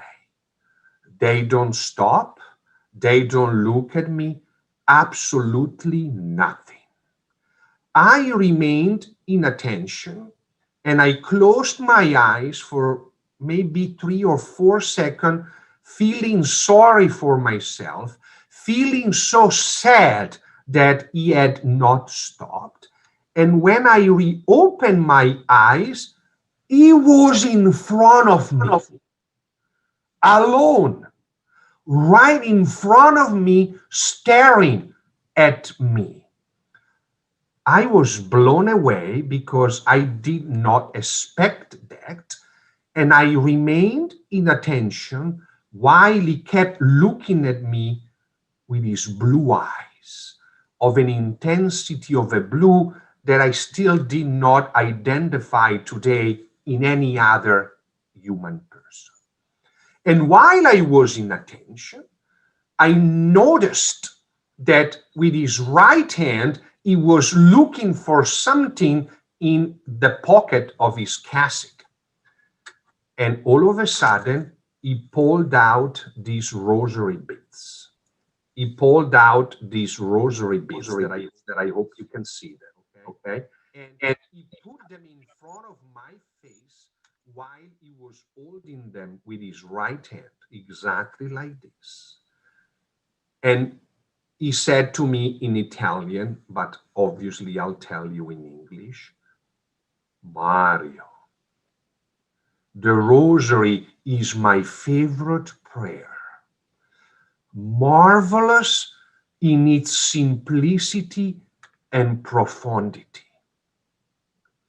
Take my rosary. And when he said that, I came down from my attention and he put the rosary in my hand. And then he said, and make this rosary your most powerful weapon. He then took few steps away from me and started walking toward Monsignor Civic that remained afar. But then he stopped again and he turned around. And when he turned around, he said, "Remember, Mario, call on Mary. Call on Mary every time that you feel despair. Call on Mary anytime that you feel in trouble or that things are going wrong. And you will be amazed of its immediately effect." Yes, the longer he prayed, the more absorbed in the prayer he became, until he seemed completely taken up in it, as if nothing and no one in the room could pull him back from the place that he had gone. I remember clearly the intensity with which he celebrated the Eucharist, but most importantly, how he remained deeply recollected in prayer at the conclusion of Mass. And the devotion which he spoke spontaneously of Jesus and Mary. And at the same time, I was always impressed that he had an uncommon ability to speak to people both privately and to a crowd with a particular magnetism toward young people, many of whom declared themselves far from the church. You know, my dear friends, Saint Pope John Paul II also demonstrated to us, Swiss Guard, his gratitude for our Petrine service, that is the service to the successor of Peter, and never missed the chance to express that gratitude, sometimes to the point to joking around with us. Like that time after a general audience on a Wednesday at the Old Paolo VI, l'Aula Paolo VI, where my service was to be at the door where he was gonna walk by to enter into his car and drive back into the Apostolic Palace for lunch. But before him, in anticipation of him, there was his aide, his butler, whose name was Angelo. And Angelo and I were close friends. And when Angelo, that was, 2 or 3 meters in front of His Holiness, carrying these black bags, when Angelo arrived where I was and recognized me, he decided to elbow me in my stomach. And that caused me to bow down, following down, because of the pain that elbow caused me, exactly at the same time that Saint Pope John Paul II was in front of me. And then I came back up, I reput myself in attention, I fixed my helmet, and His Holiness, that had stopped looking at me, when I went back up and fixed my helmet, says, "Mario, there is no need to bow for me." Yes, he was also very funny. A number of times,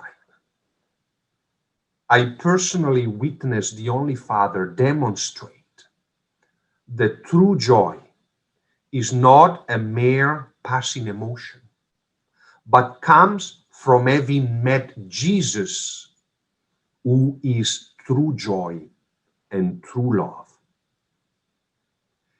And for me, Mario ENZLER, it was through St. Pope John Paul II witness that I was continually exhorted to serve others and still am, as Christ did. He who himself came not to be served, but to serve. An expression that I heard many times His Holiness say was be more. He didn't say do more, but he did say over and over and over, be more. And this is a message that I'm going to leave you today with. I've been on a long journey trying to be more.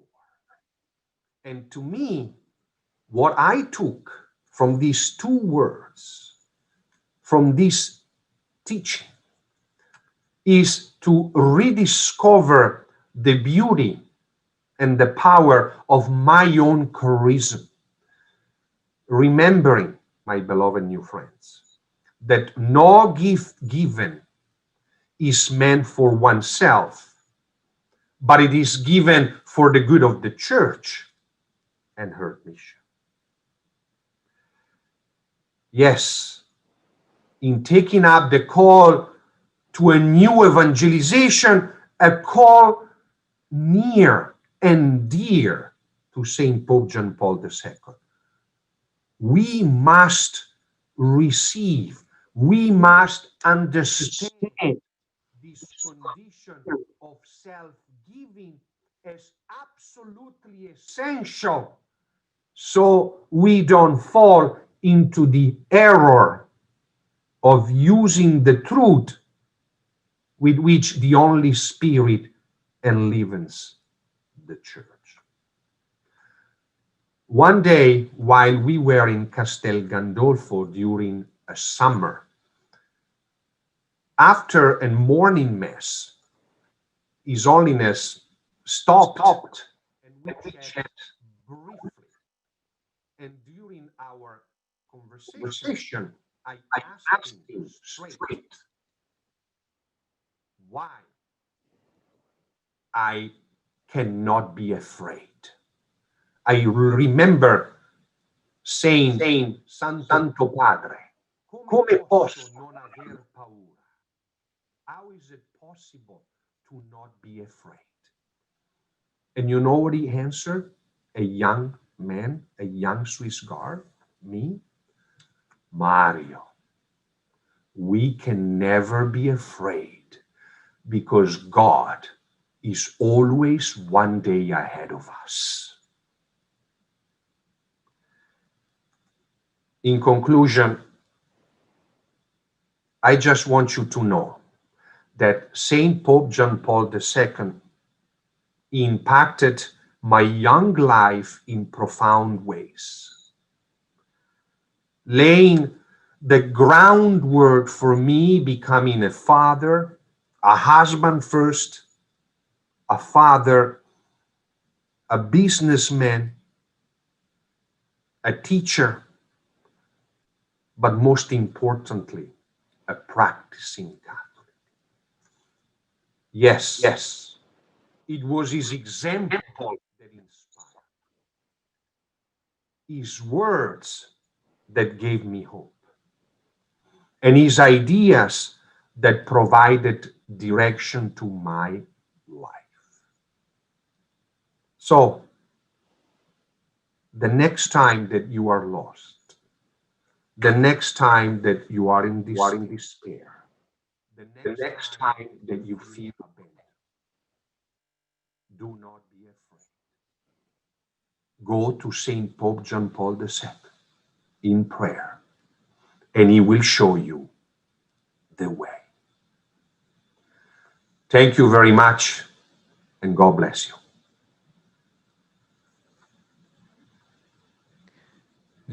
Panie profesorze, bardzo dziękujemy za Dear Professor, thank you very much for this very personal testimony, which in some way brought us closer than John Paul II, so that this dimension of these everyday meetings, which are so important, so much revealing about his person, how he looked at every person.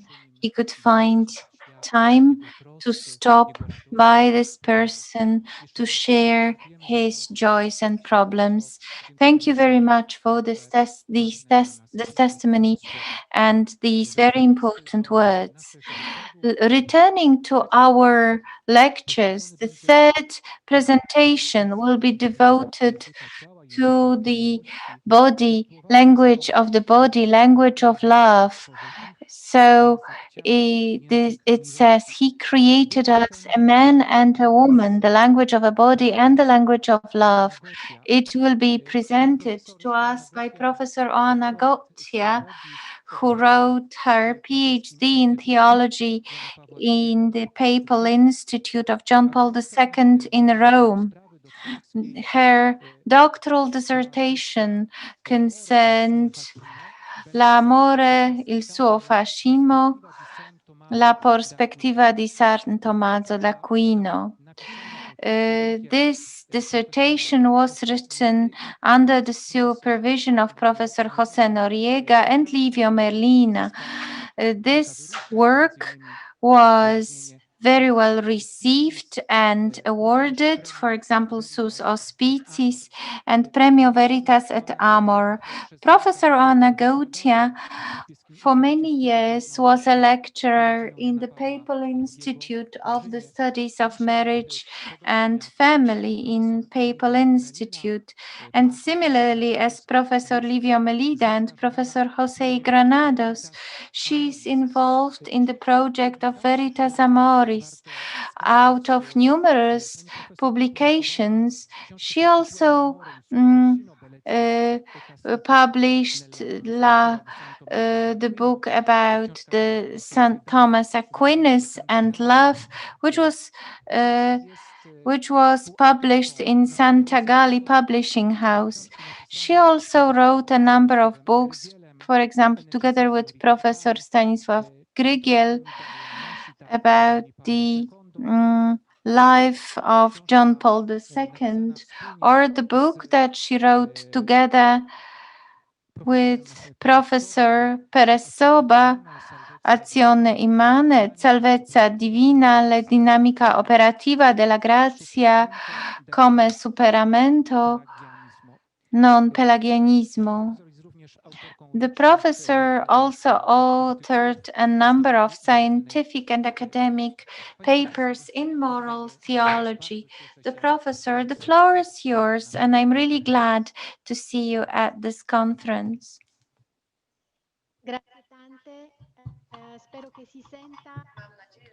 I hope that everybody hears me well. Yes, Father Paul, can you hear me? Everything works. So my voice reaches you. I'm really glad. I also would like to thank you and to say hello to the organizers and the participants of this great symposium. It is a great honor for me to be able to present my presentation, to present my speech. First of all, I would like to present to you the picture of Marc Chagall. I hope that the technicians are able to show it to you. Marc Chagall as a good Jew does not show the God to us, but God's angel. And to understand this painting is not to look for the relations between the creation and science, but the aspect of the beauty and creation. It's often expressed in the cross, also in the works of Mark Chagall, when he creates the Genesis, the act of creation. It is something that is frequently repeated in his paintings to show the pain of Jesus Christ. For the Christians, it has some more importance. Christ, through his suffering, death, and resurrection, gives us the access to his creation. And in this way, Christ brings us back to the path of union with God. So it is the gift of friendship with God. So the sin is not the last word spoken by God, but the last word of our redemption, and we find the eternal love in God. It is important that we should understand where our beginning is, because otherwise we risk that we will be only the passive observers of life, struck by external impulses without the understanding of their influence on our life, which means that we will be devoid of understanding ourselves, like the ship without the prow, drifting in an unknown direction. We need to know what is the search for the sense of our life, and also we need to understand it in a human way, trying to understand the significance of our being. What is the most important experience thanks to which we understand the sense of life, without which we would be lost in our entire lives?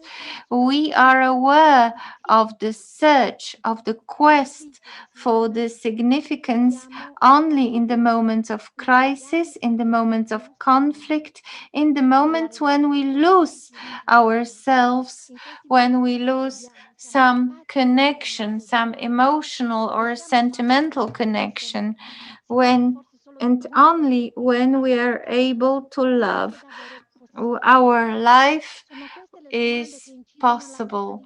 Is it only a wishful thinking, or is it really possible that love determines direction in our life, that love shows direction in our lives?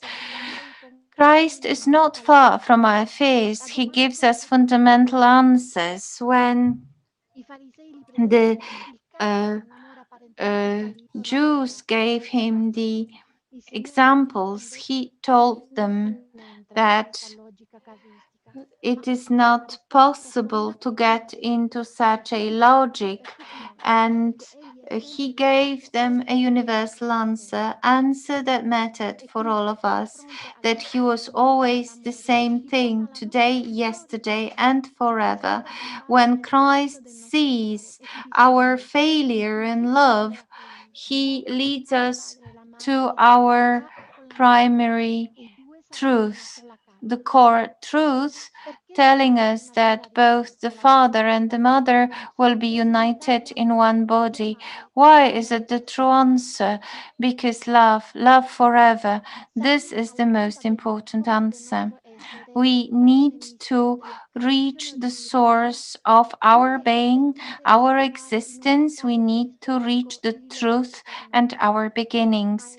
This does not mean solely to look back, but it also means to look for the truth in Christ, to find the matrix of our being, who we are and what we are in our relations.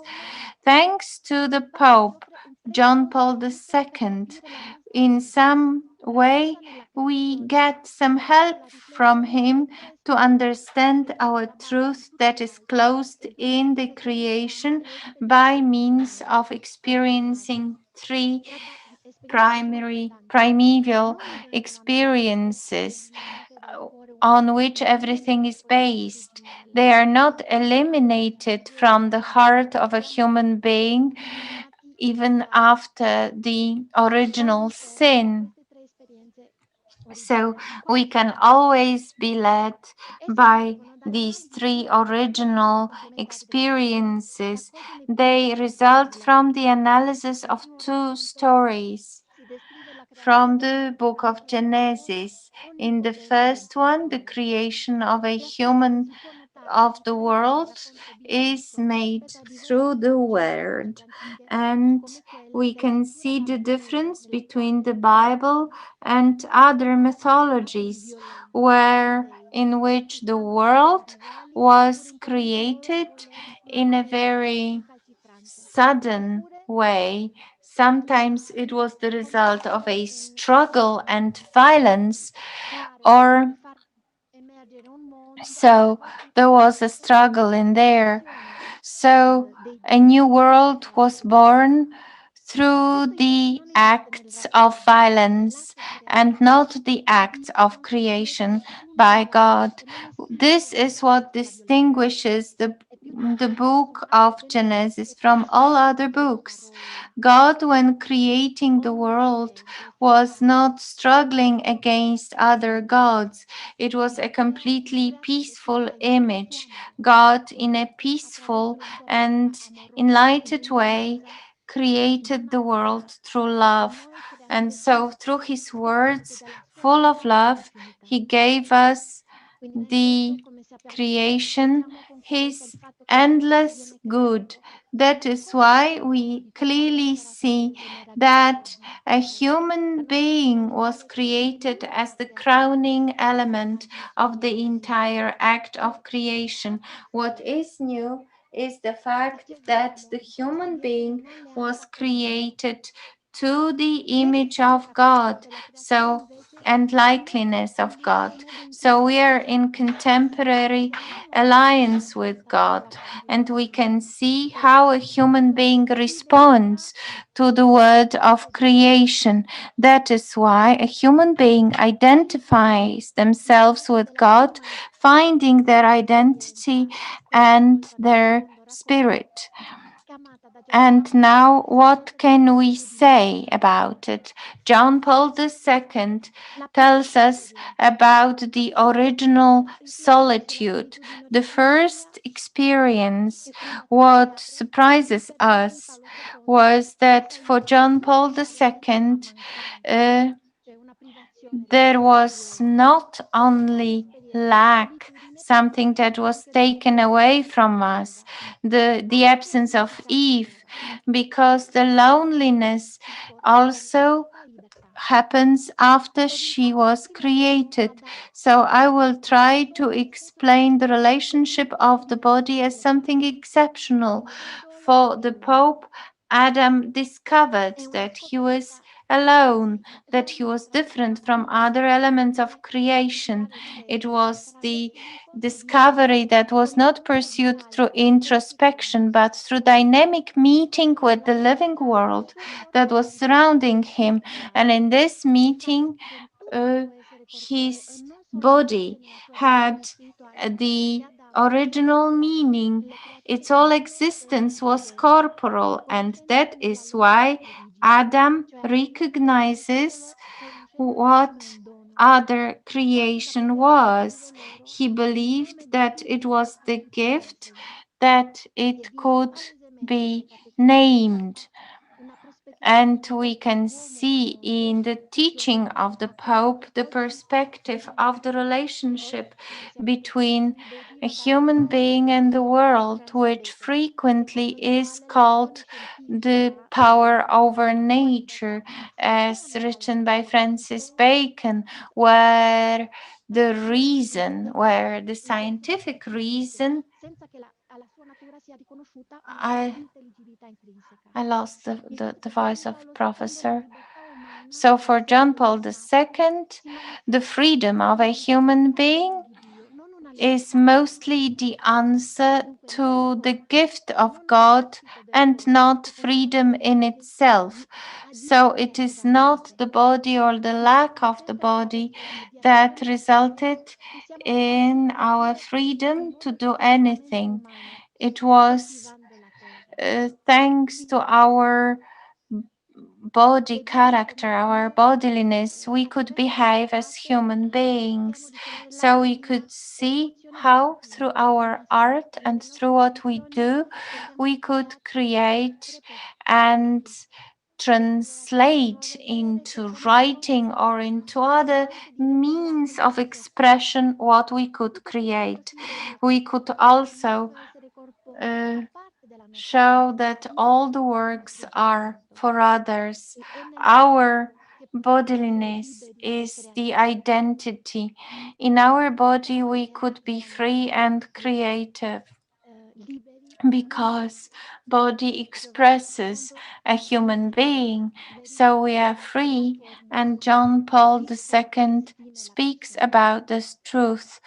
Body expresses the person. Not only in connection in the world, but we keep changing because receiving everything from God cannot result in our indifference.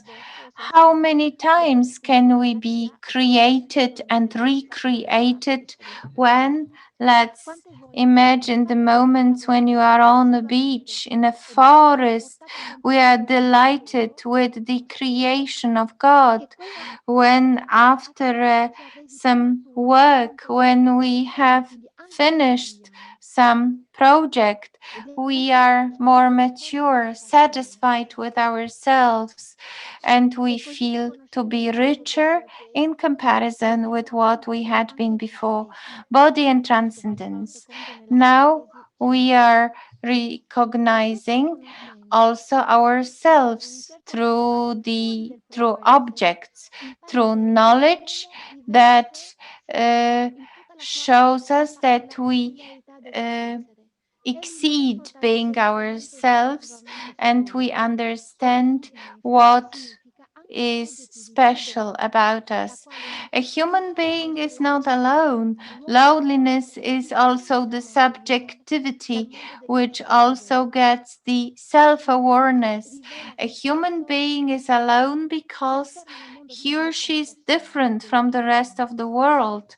So it is being a human person within the world. That is why we discover our personal identity by means of being open to reality. Thanks to our body, through our ecstasy. Isn't it paradoxical? How can we get to know ourselves if we go beyond ourselves? For John Paul II, if our body allows us to be in contact with reality, it is really clear that our union with the world is really strong, and also it refers to our transcendence. Body shows us that we cannot compare ourselves with objects, animals, or plants. We are personal. We are able to take free decisions, independent decisions. But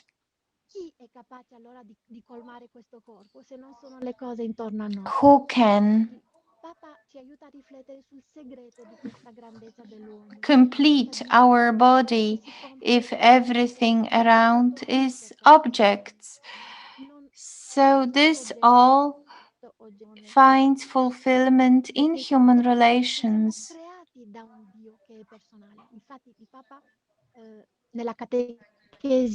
Unfortunately, the sound quality is quite poor, which affects the quality of the interpretation. It shows us the theological dimension of a human being, and this is what we read. Let's create the human being to our image and likeness. So we are human beings created by God and with whom God talks. So we discover this mystery. We are in continual relation with God and with ourselves. And this personal relation is the relation that will never be like my own relation with my body, which will never be like my relation with objects around me, like a pen or the car. Objects can be destroyed or lost. Something may happen to them, but this cannot happen to ourselves.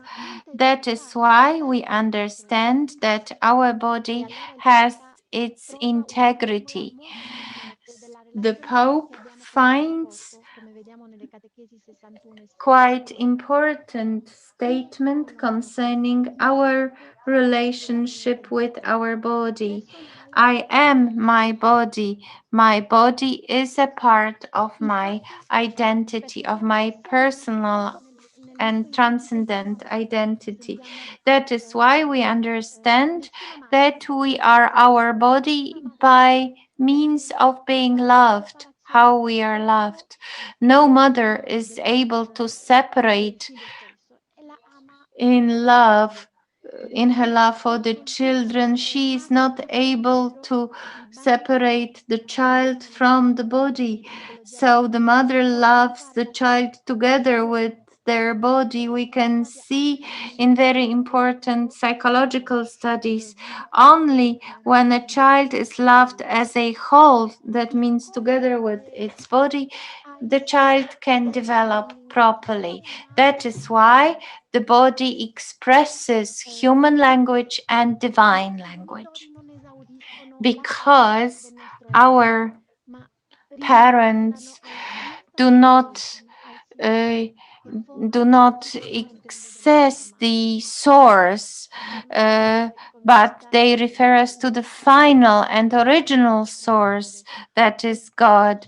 So we are created in the body of mother, so that you could be mine, and you are created in the womb of your mother.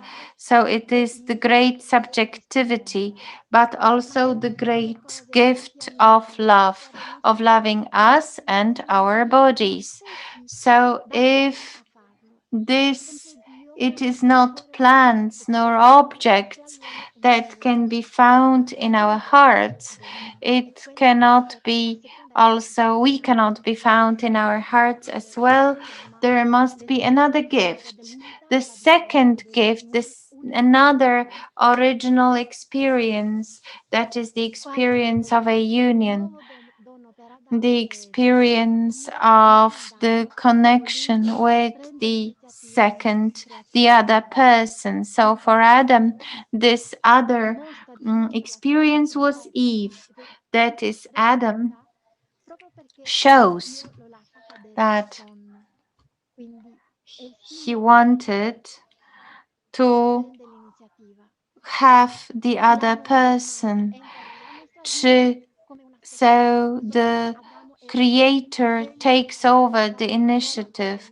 Love is always a surprise. It comes by surprise. Adam is surprised by the presence of Eve. Love is not the result of our actions or plans. Love always falls upon us, changing our life. It is something new. When we fall in love, it is something really new for us. So when God creates a woman, God creates a new human being with all the things that are signified by it. Eve was also created to the image and likeness of God. That is the experience of original solitude. So she feels different from all other creations, and she wants to get the union with the Creator. Adam and Eve, it is a great meeting of joy, but it is also a paradox, because seeing the other body, Adam said, so she was the flesh of my flesh and the body of my body. So, seeing the other flesh, he could see the union. For John Paul II, this difference had axiological character. It means that it was a value in itself for Adam and for Eve. It was not a threat to their solitude, but their enrichment. So when you accept our uniqueness, our differences, our being different, when somebody accepts it, when somebody accepts our subjectivity without neglecting or rejecting us, but appreciating of who we are, we find it, we find the true beautiful relation that is human, that accepts being different. And this is a kind of verification. Can we be ourselves in the presence of the other person? Can you be yourself and just yourself in the presence of the other? It's different from the narcissistic experience when the other person perceives the relationship in narcissistic terms, when the tendency is that we feel subconsciously that we need to adapt to this person. So the true love is the enrichment, an ecstasy. We discover each other and we are richer, seeing the other person who is different from us. In the jeweler's shop, the juxtaposition of the two worlds is presented in the words of Theresa and Andrew. Today I see that my world is his world only, unquote. So what happens with the primeval loneliness? John Paul II goes to show that what happens is a unity of two primeval experiences of loneliness. So, from the perspective of loneliness, you might say that there are two persons, two individuals who can unite, who can live in unity. And John Paul II refers to it as the unity of two individual experiences of loneliness. And so our true self is found not in our fight for individualism, but when we find unity with another person, even if it entails some sacrifice on our part.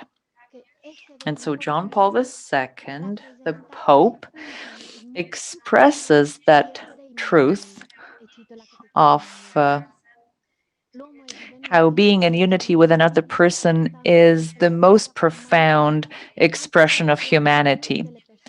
Man has been created in the image and likeness of God, also in the unity with another person. And so man and woman unite.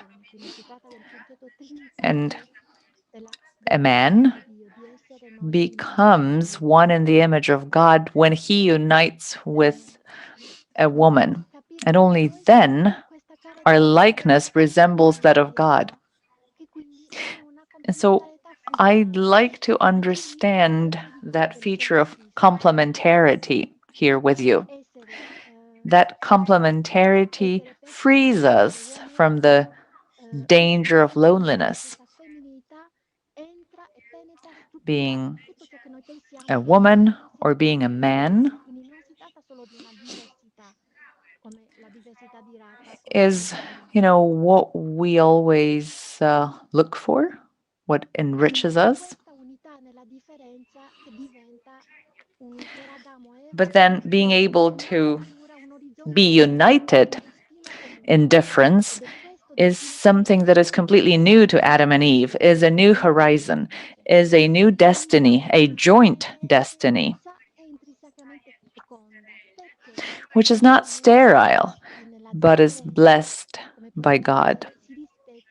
Why is it so? It is because in the unity, in diversity, what is reflected is the very image of God. So there's God who blesses the love of man and woman because it is the sheer expression of love and life. And so only unity in diversity may give rise to fertility. So moving on to the difference between sex and gender, between these two concepts, I'd like to refer to Butler's book, Gender Trouble. Well, there is this difference between sex and gender, between the two concepts.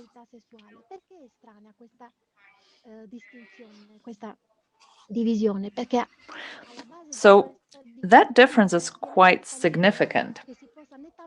And based on that dichotomy, we can see how a person can be, well, in a way, broken down to the natural sex and his or her freedom to choose a gender. According to Butler, sex is not rooted in biological nature. It's an additional feature. Gender, on the other hand, is created by language, by culture that imposes its model in different epochs, doing it in a different way. So a gender expresses our feeling of being, or our sense of being, a man or a woman. So gender could be understood as a freedom, as a, well, feature that may be modified, may be interpreted in a variety of ways. So what is the problem? The problem is that what is introduced is a separation of that eternal unity. And so we're speaking of pure biology, of a man and a woman who are deprived of their masculine or feminine identity. Can we discuss our body as something that is insignificant? Can we discuss ourselves as people who are somehow separated from our bodies and deprived of that profundity? Our experience, our everyday experience, is corporeal experience, bodily experience that also helps us to understand the transcendent nature of life and who we are. So our body, well, we are not separated from our body. That transcendence helps us unite with another person and with God as well. And so the problem of who we are from a cultural perspective and who we are from a natural perspective, well, it goes to show that our perspective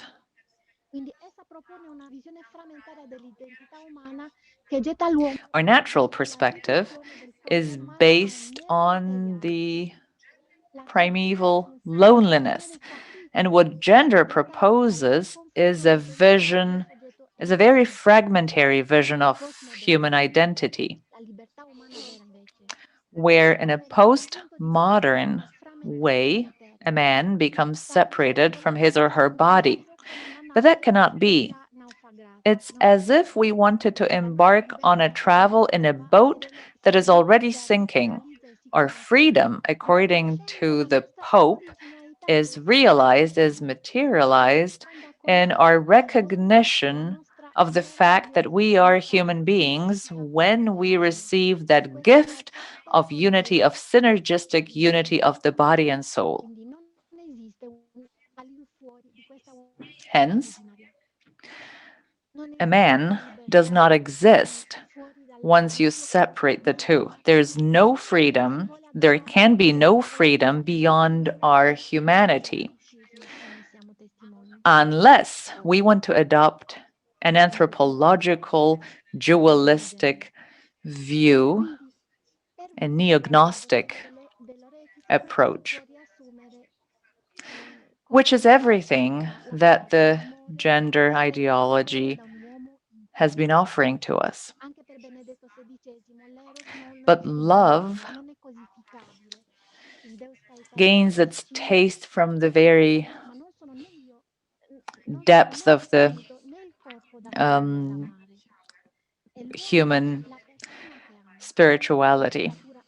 And so you cannot separate the spiritual man from the body. Let's take a look at the essential freedoms that are invoked here. On the one hand, there's responsibility.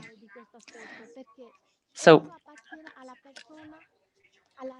sensuality is the first aspect that I'd like to tackle. And Catholics can discuss sensuality. Catholics do not need to be puritanical. Sensuality is something given from God as well. And so we are attracted by the beauty of another body, by the feminine or masculine beauty of the human body. And there is nothing wrong in it. So we react to the sexual aspects of the body of another person. We can do it. There's nothing wrong in it. This is something that is quite inherent in us. Sometimes a gesture is enough. Sometimes a passing look is enough for us to feel attracted. And Wojtyła shows that to us, pointing out how sensuality is nothing wrong. It expresses our body. But sensuality on its own does not help us understand who the other person is. Sensuality on its own reduces us, limits us to sexuality. And so sensuality on its own might lead to eroticism solely. If we focus on sensuality alone, we run the risk of the other person becoming a pure sexual object to us only. And so for sensuality to be human, it has to be connected with another dimension. That is, with the dimension of feelings, emotions, which is where we discover the profundity of a person, of a human being.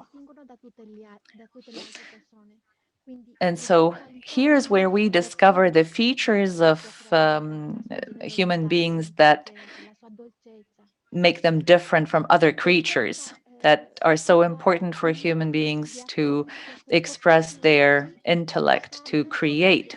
And that combination of sensuality and spirituality is revealed in time. Because we discover our secrets in the course of time. We discover our sources of inspiration. We discover our desires, our expectations. We discover all about who we are along a certain period of time. And time accompanies love between people. Time also makes love between two people more profound, makes it greater. And emotionality, isolated from other dimensions, from other features, is not complete either, because it moves us towards isolation.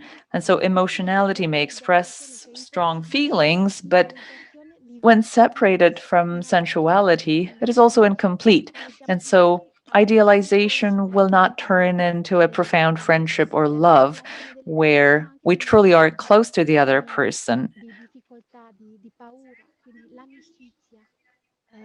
And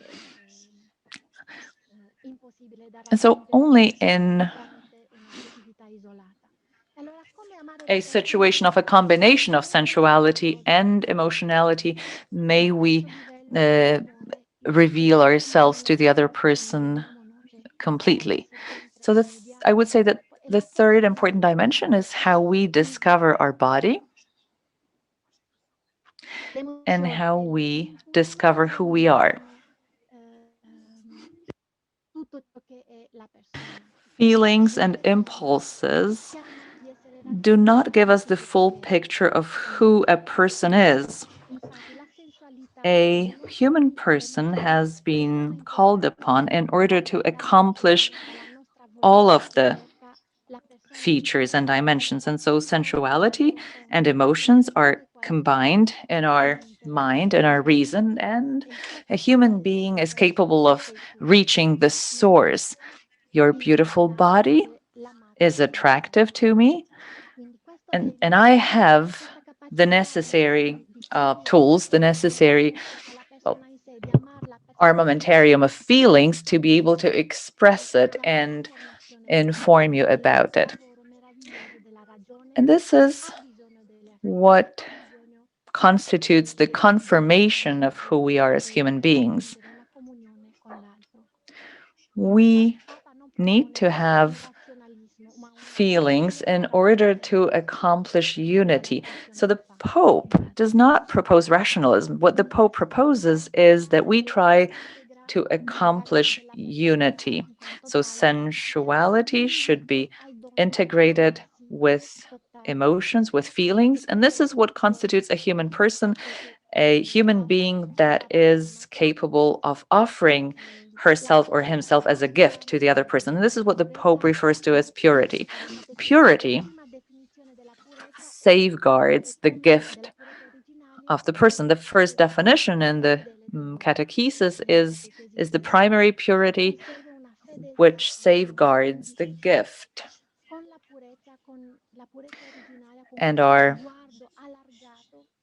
fidelity, faithfulness to the gift. So this primeval purity is a more extended view of everything that we receive and accept as the features of our heart. So this is the way of looking at another person.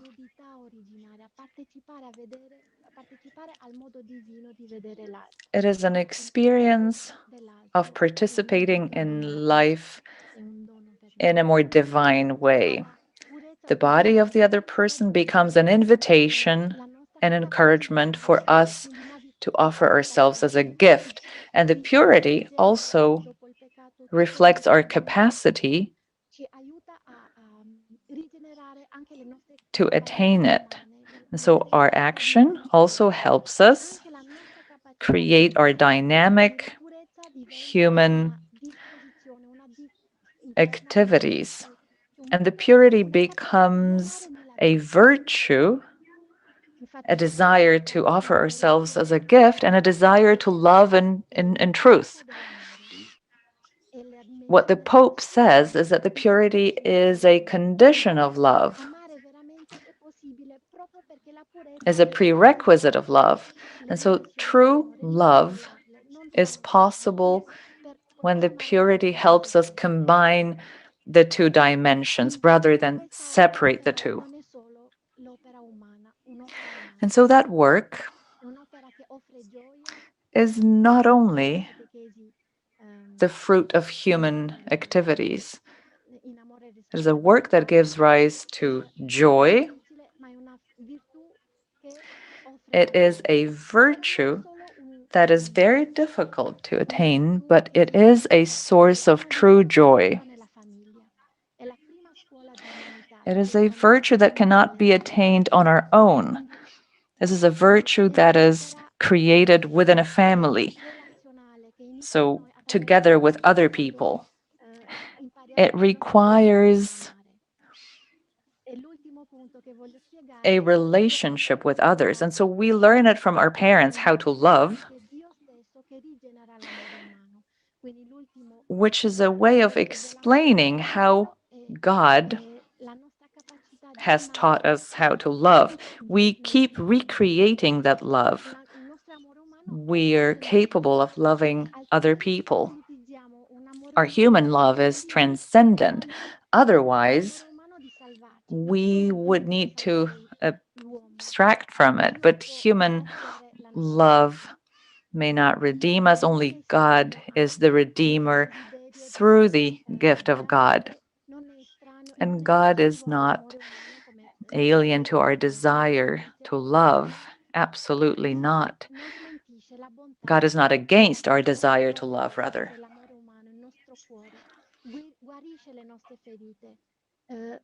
Dà la sua vita per vincere il peccato, ma anche aggiunge una nuova misura.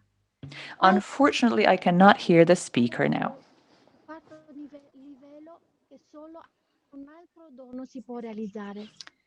I'm very sorry. This is the interpreter calling from the booth. We cannot hear the speaker. We can resume interpretation now. Well, God blesses love.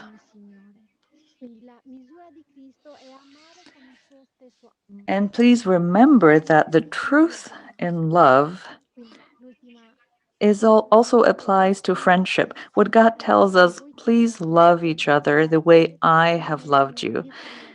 Now, on to my conclusion. Wojtyła tells us that purity is a way to love following God's example.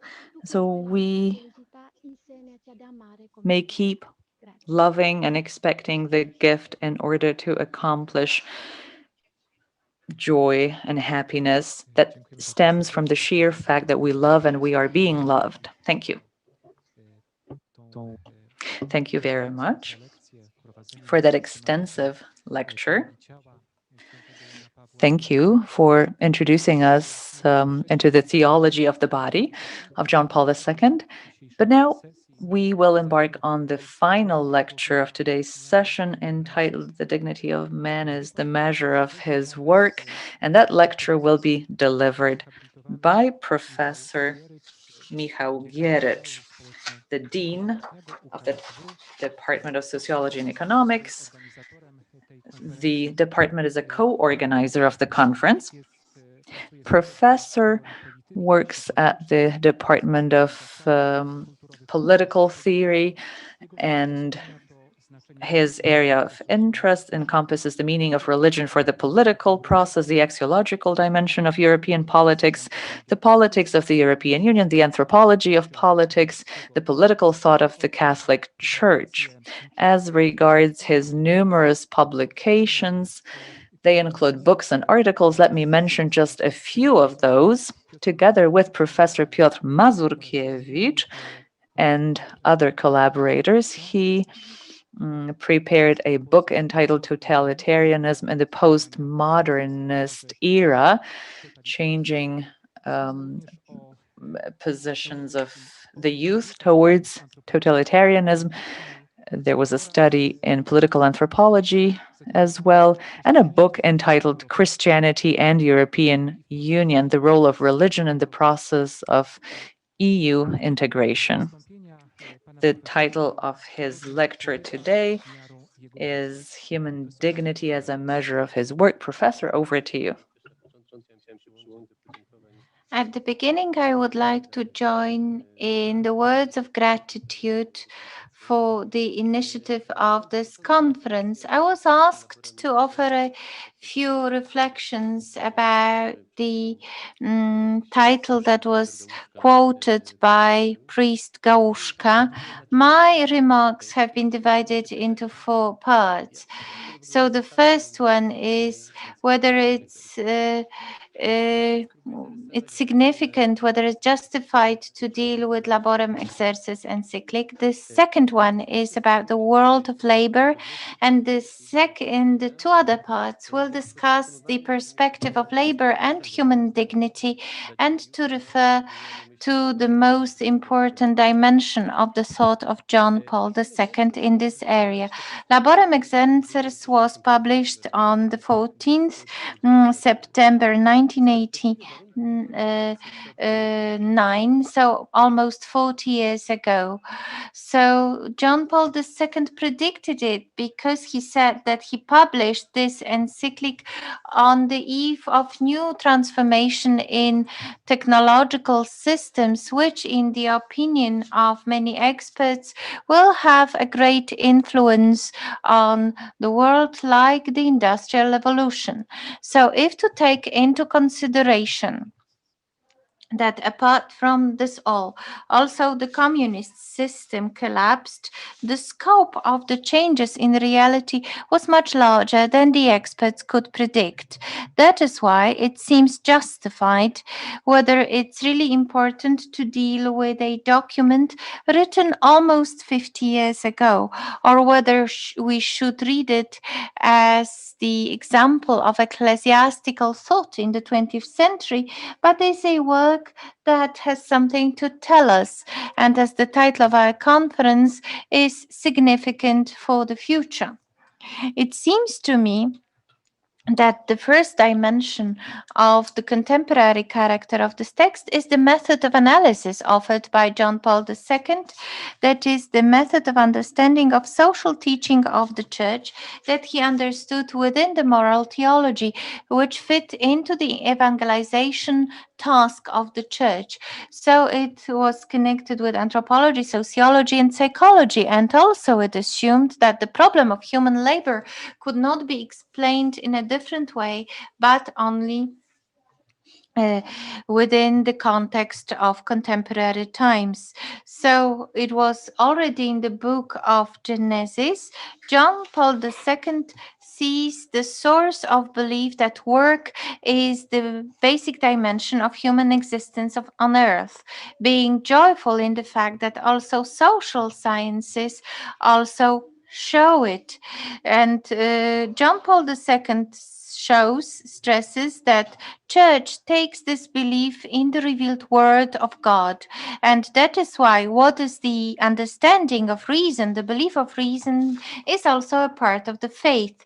And he also says that in his encyclic he refers to evangelic message to understand both new and old things from the Bible. So the new significances of human work that were seen in the human world were also verified within the perspective of the scripture.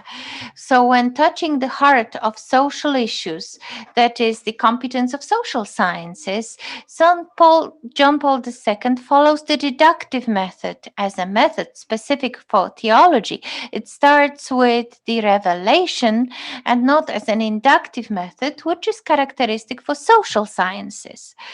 But the starting point for it is also more important than the end point. And also, as Jean Guiton, quoted in the first paper, said, who was the friend of Paul VI. So this method, induction method, is first of all to establish what the tradition was and to understand it correctly, and secondly, to refer to the thought of the world in order to differentiate what is for and what is against the spirit of tradition, to find the first important element. But the induction method consists in finding, first of all, the current thought, finding the current language, feeding the principles, and then finding the tradition inside, and finally in the rejection of what is contrary to the current thought. End of quote. So we can say that the inductive method, which is typical of social sciences, is tempting for the Church to adapt theology for the needs of sociology. For John Paul II, this perspective was by no means tempting.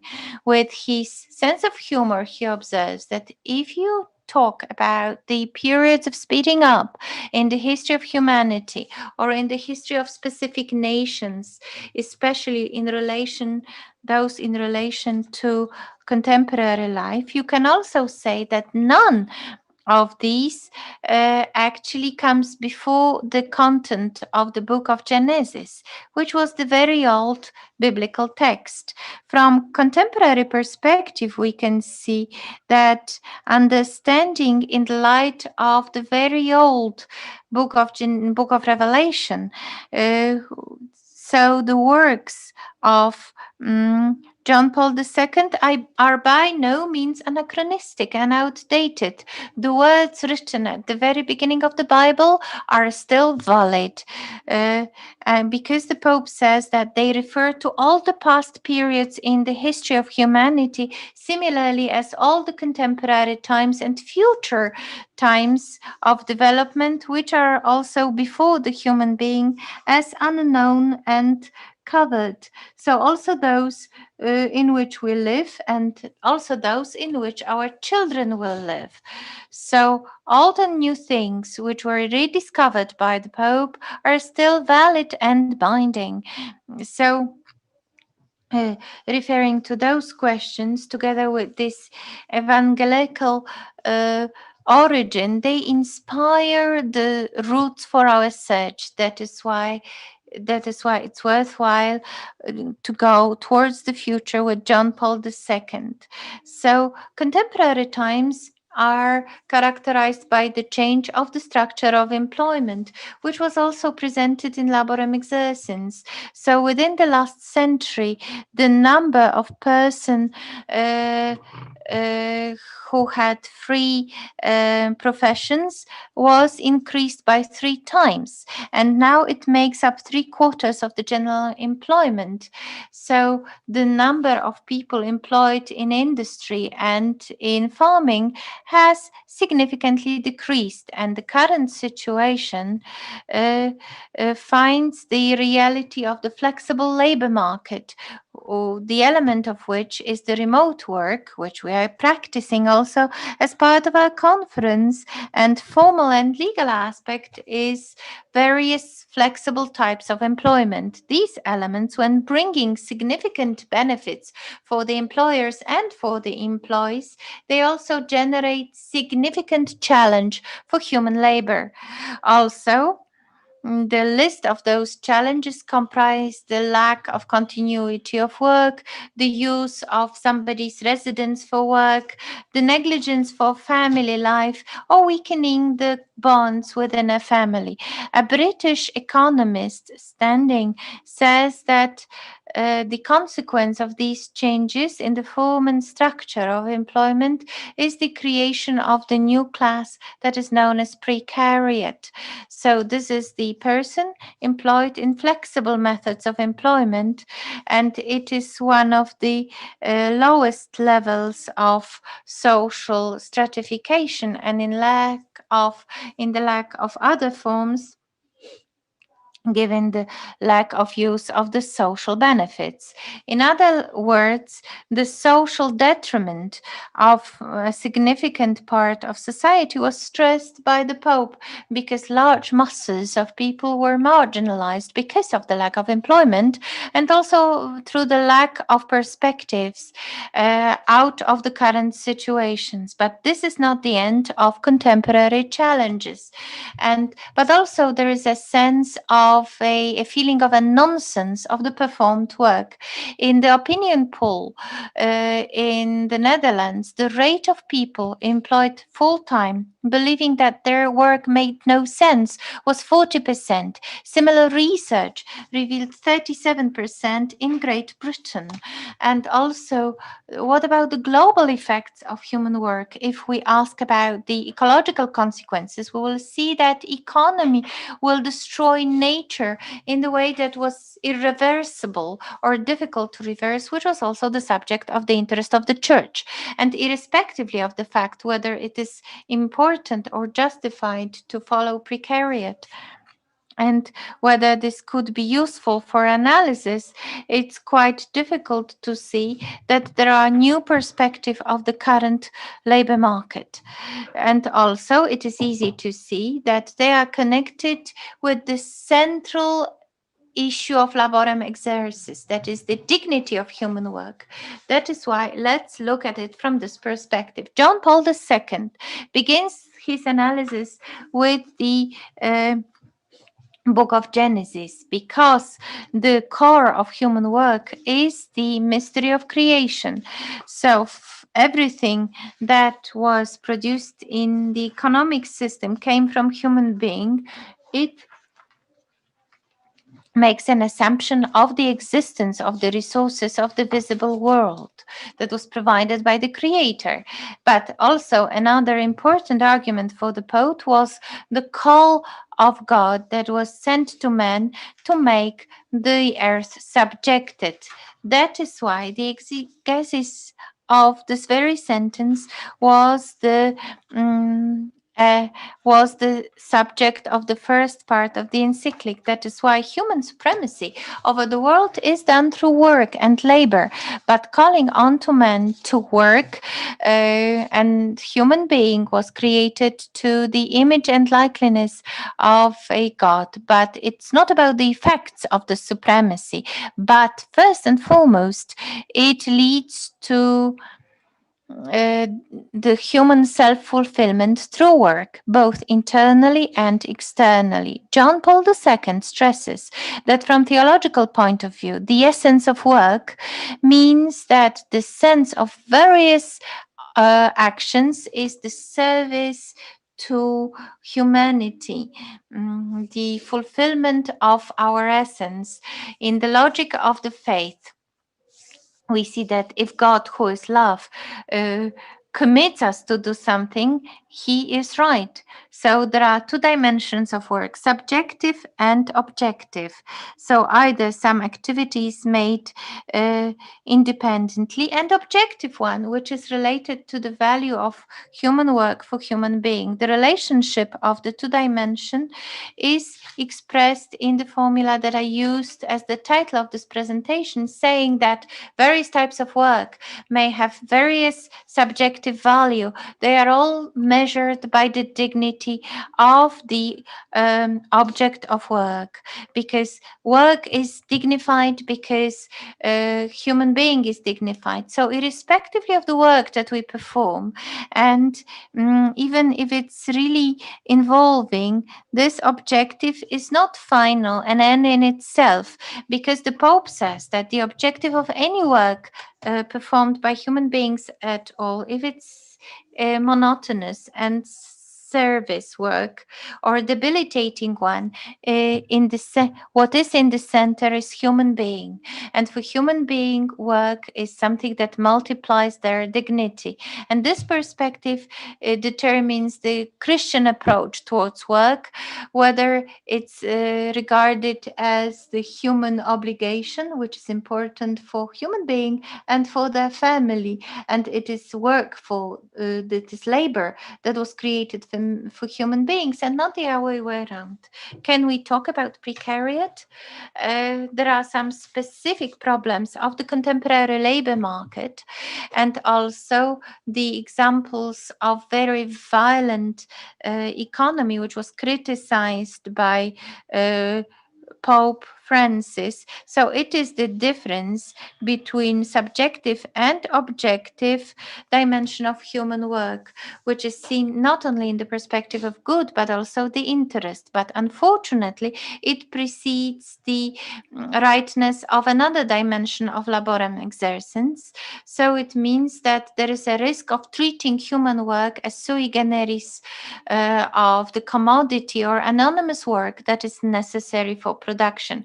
He also added that it existed only when the understanding of economic problems was determined by materialism, by the material approach. Generally speaking, the concentration on the effects of work without any reference to the common good, it refers to the Christian teaching of original sin, because this teaching on original sin makes up an original part of Christian revelation, but also it has a great hermeneutic value because it allows to understand reality, especially since the times of the fall of communism. We can ask a question about the causes of commodity approach towards work, even if we take into consideration the research concerning the nonsense of work, which is not the domain of both employers and employees. When we want to explain the problem, we should refer to Laborem Exensis, because John Paul II wants to devote this document to human being, because for a human being, work is the first sense of their existence. But a human being has a dignity. Therefore, labor needs to be dignified. So if the beginning of human work is the mystery of creation, it is the starting point for human dignity. That is why we should look into the book of Genesis, trying to see the sense of human dignity. Christian tradition perceives the source of human dignity by means of the creation of man and woman to the image and likeness of God. And he said to them, please be fertile.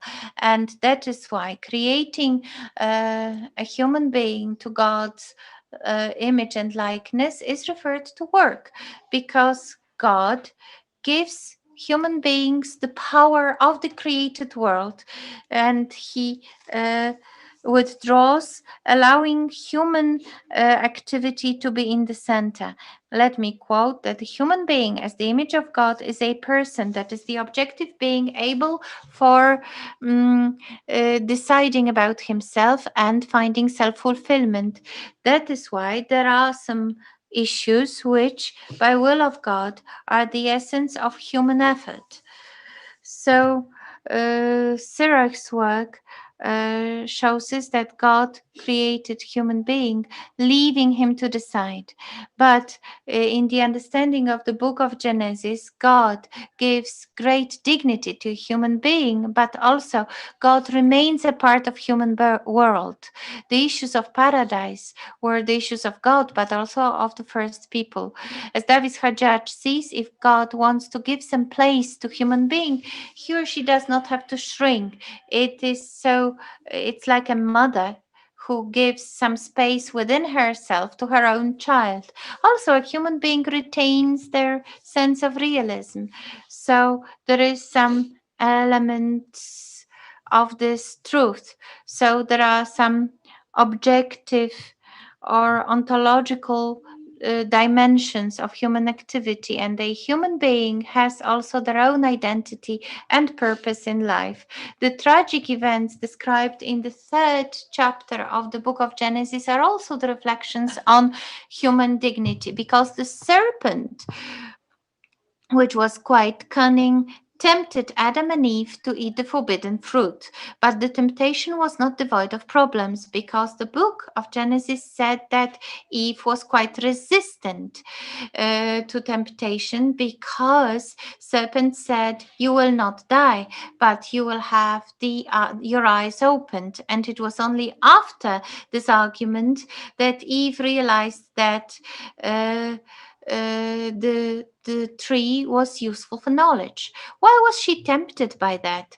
So it was, in theological understanding, was that human being challenged God. It describes human pursuit to break, to change their own limitations. So it was just before the fall of man.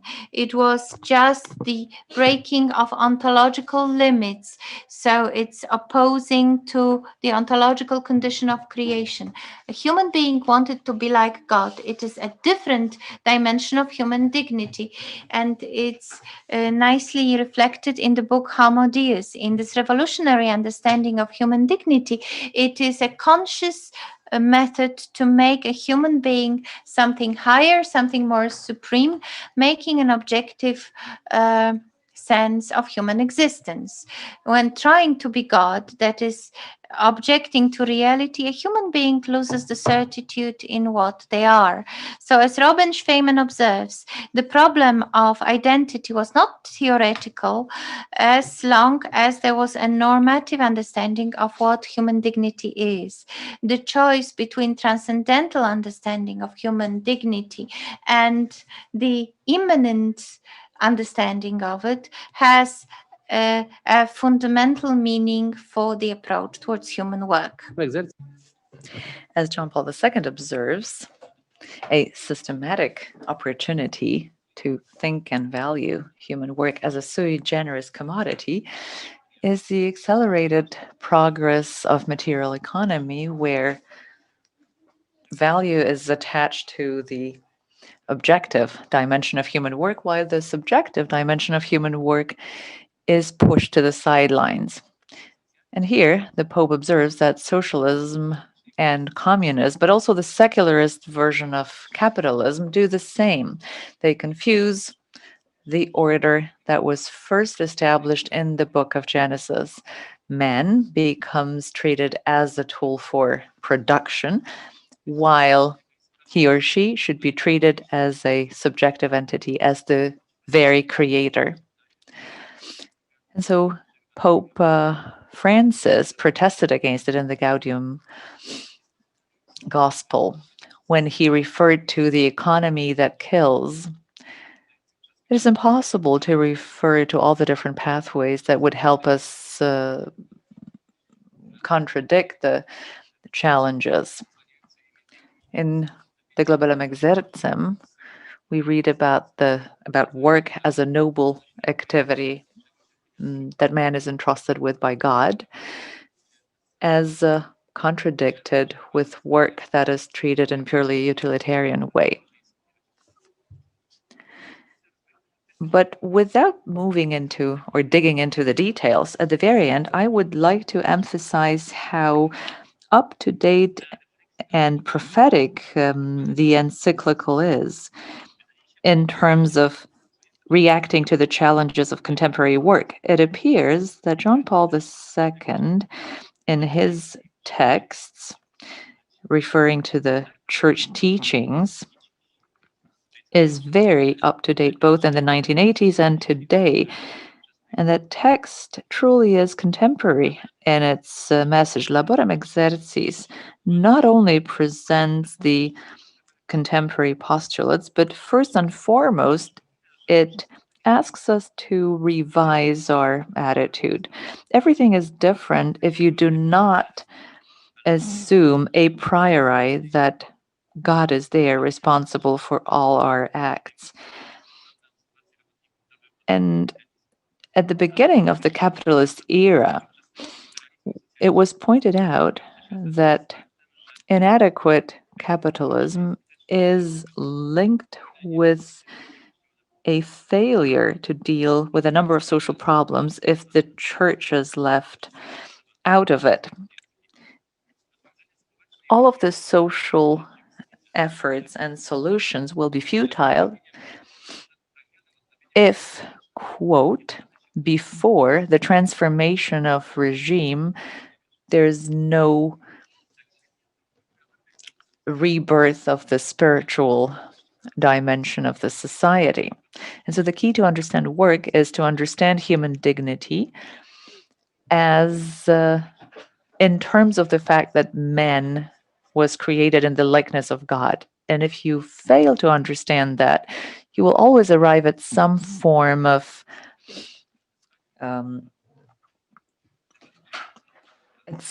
abortion of human dignity. If we are to define work as if God did not exist, we will always arrive at a corrupted view. It is naive to expect that a true transformation will happen with the use of institutional measures only. It requires a much more profound change in our understanding, placing God at the very center. Eventually, we need to answer the following question. Are we ready to reverse the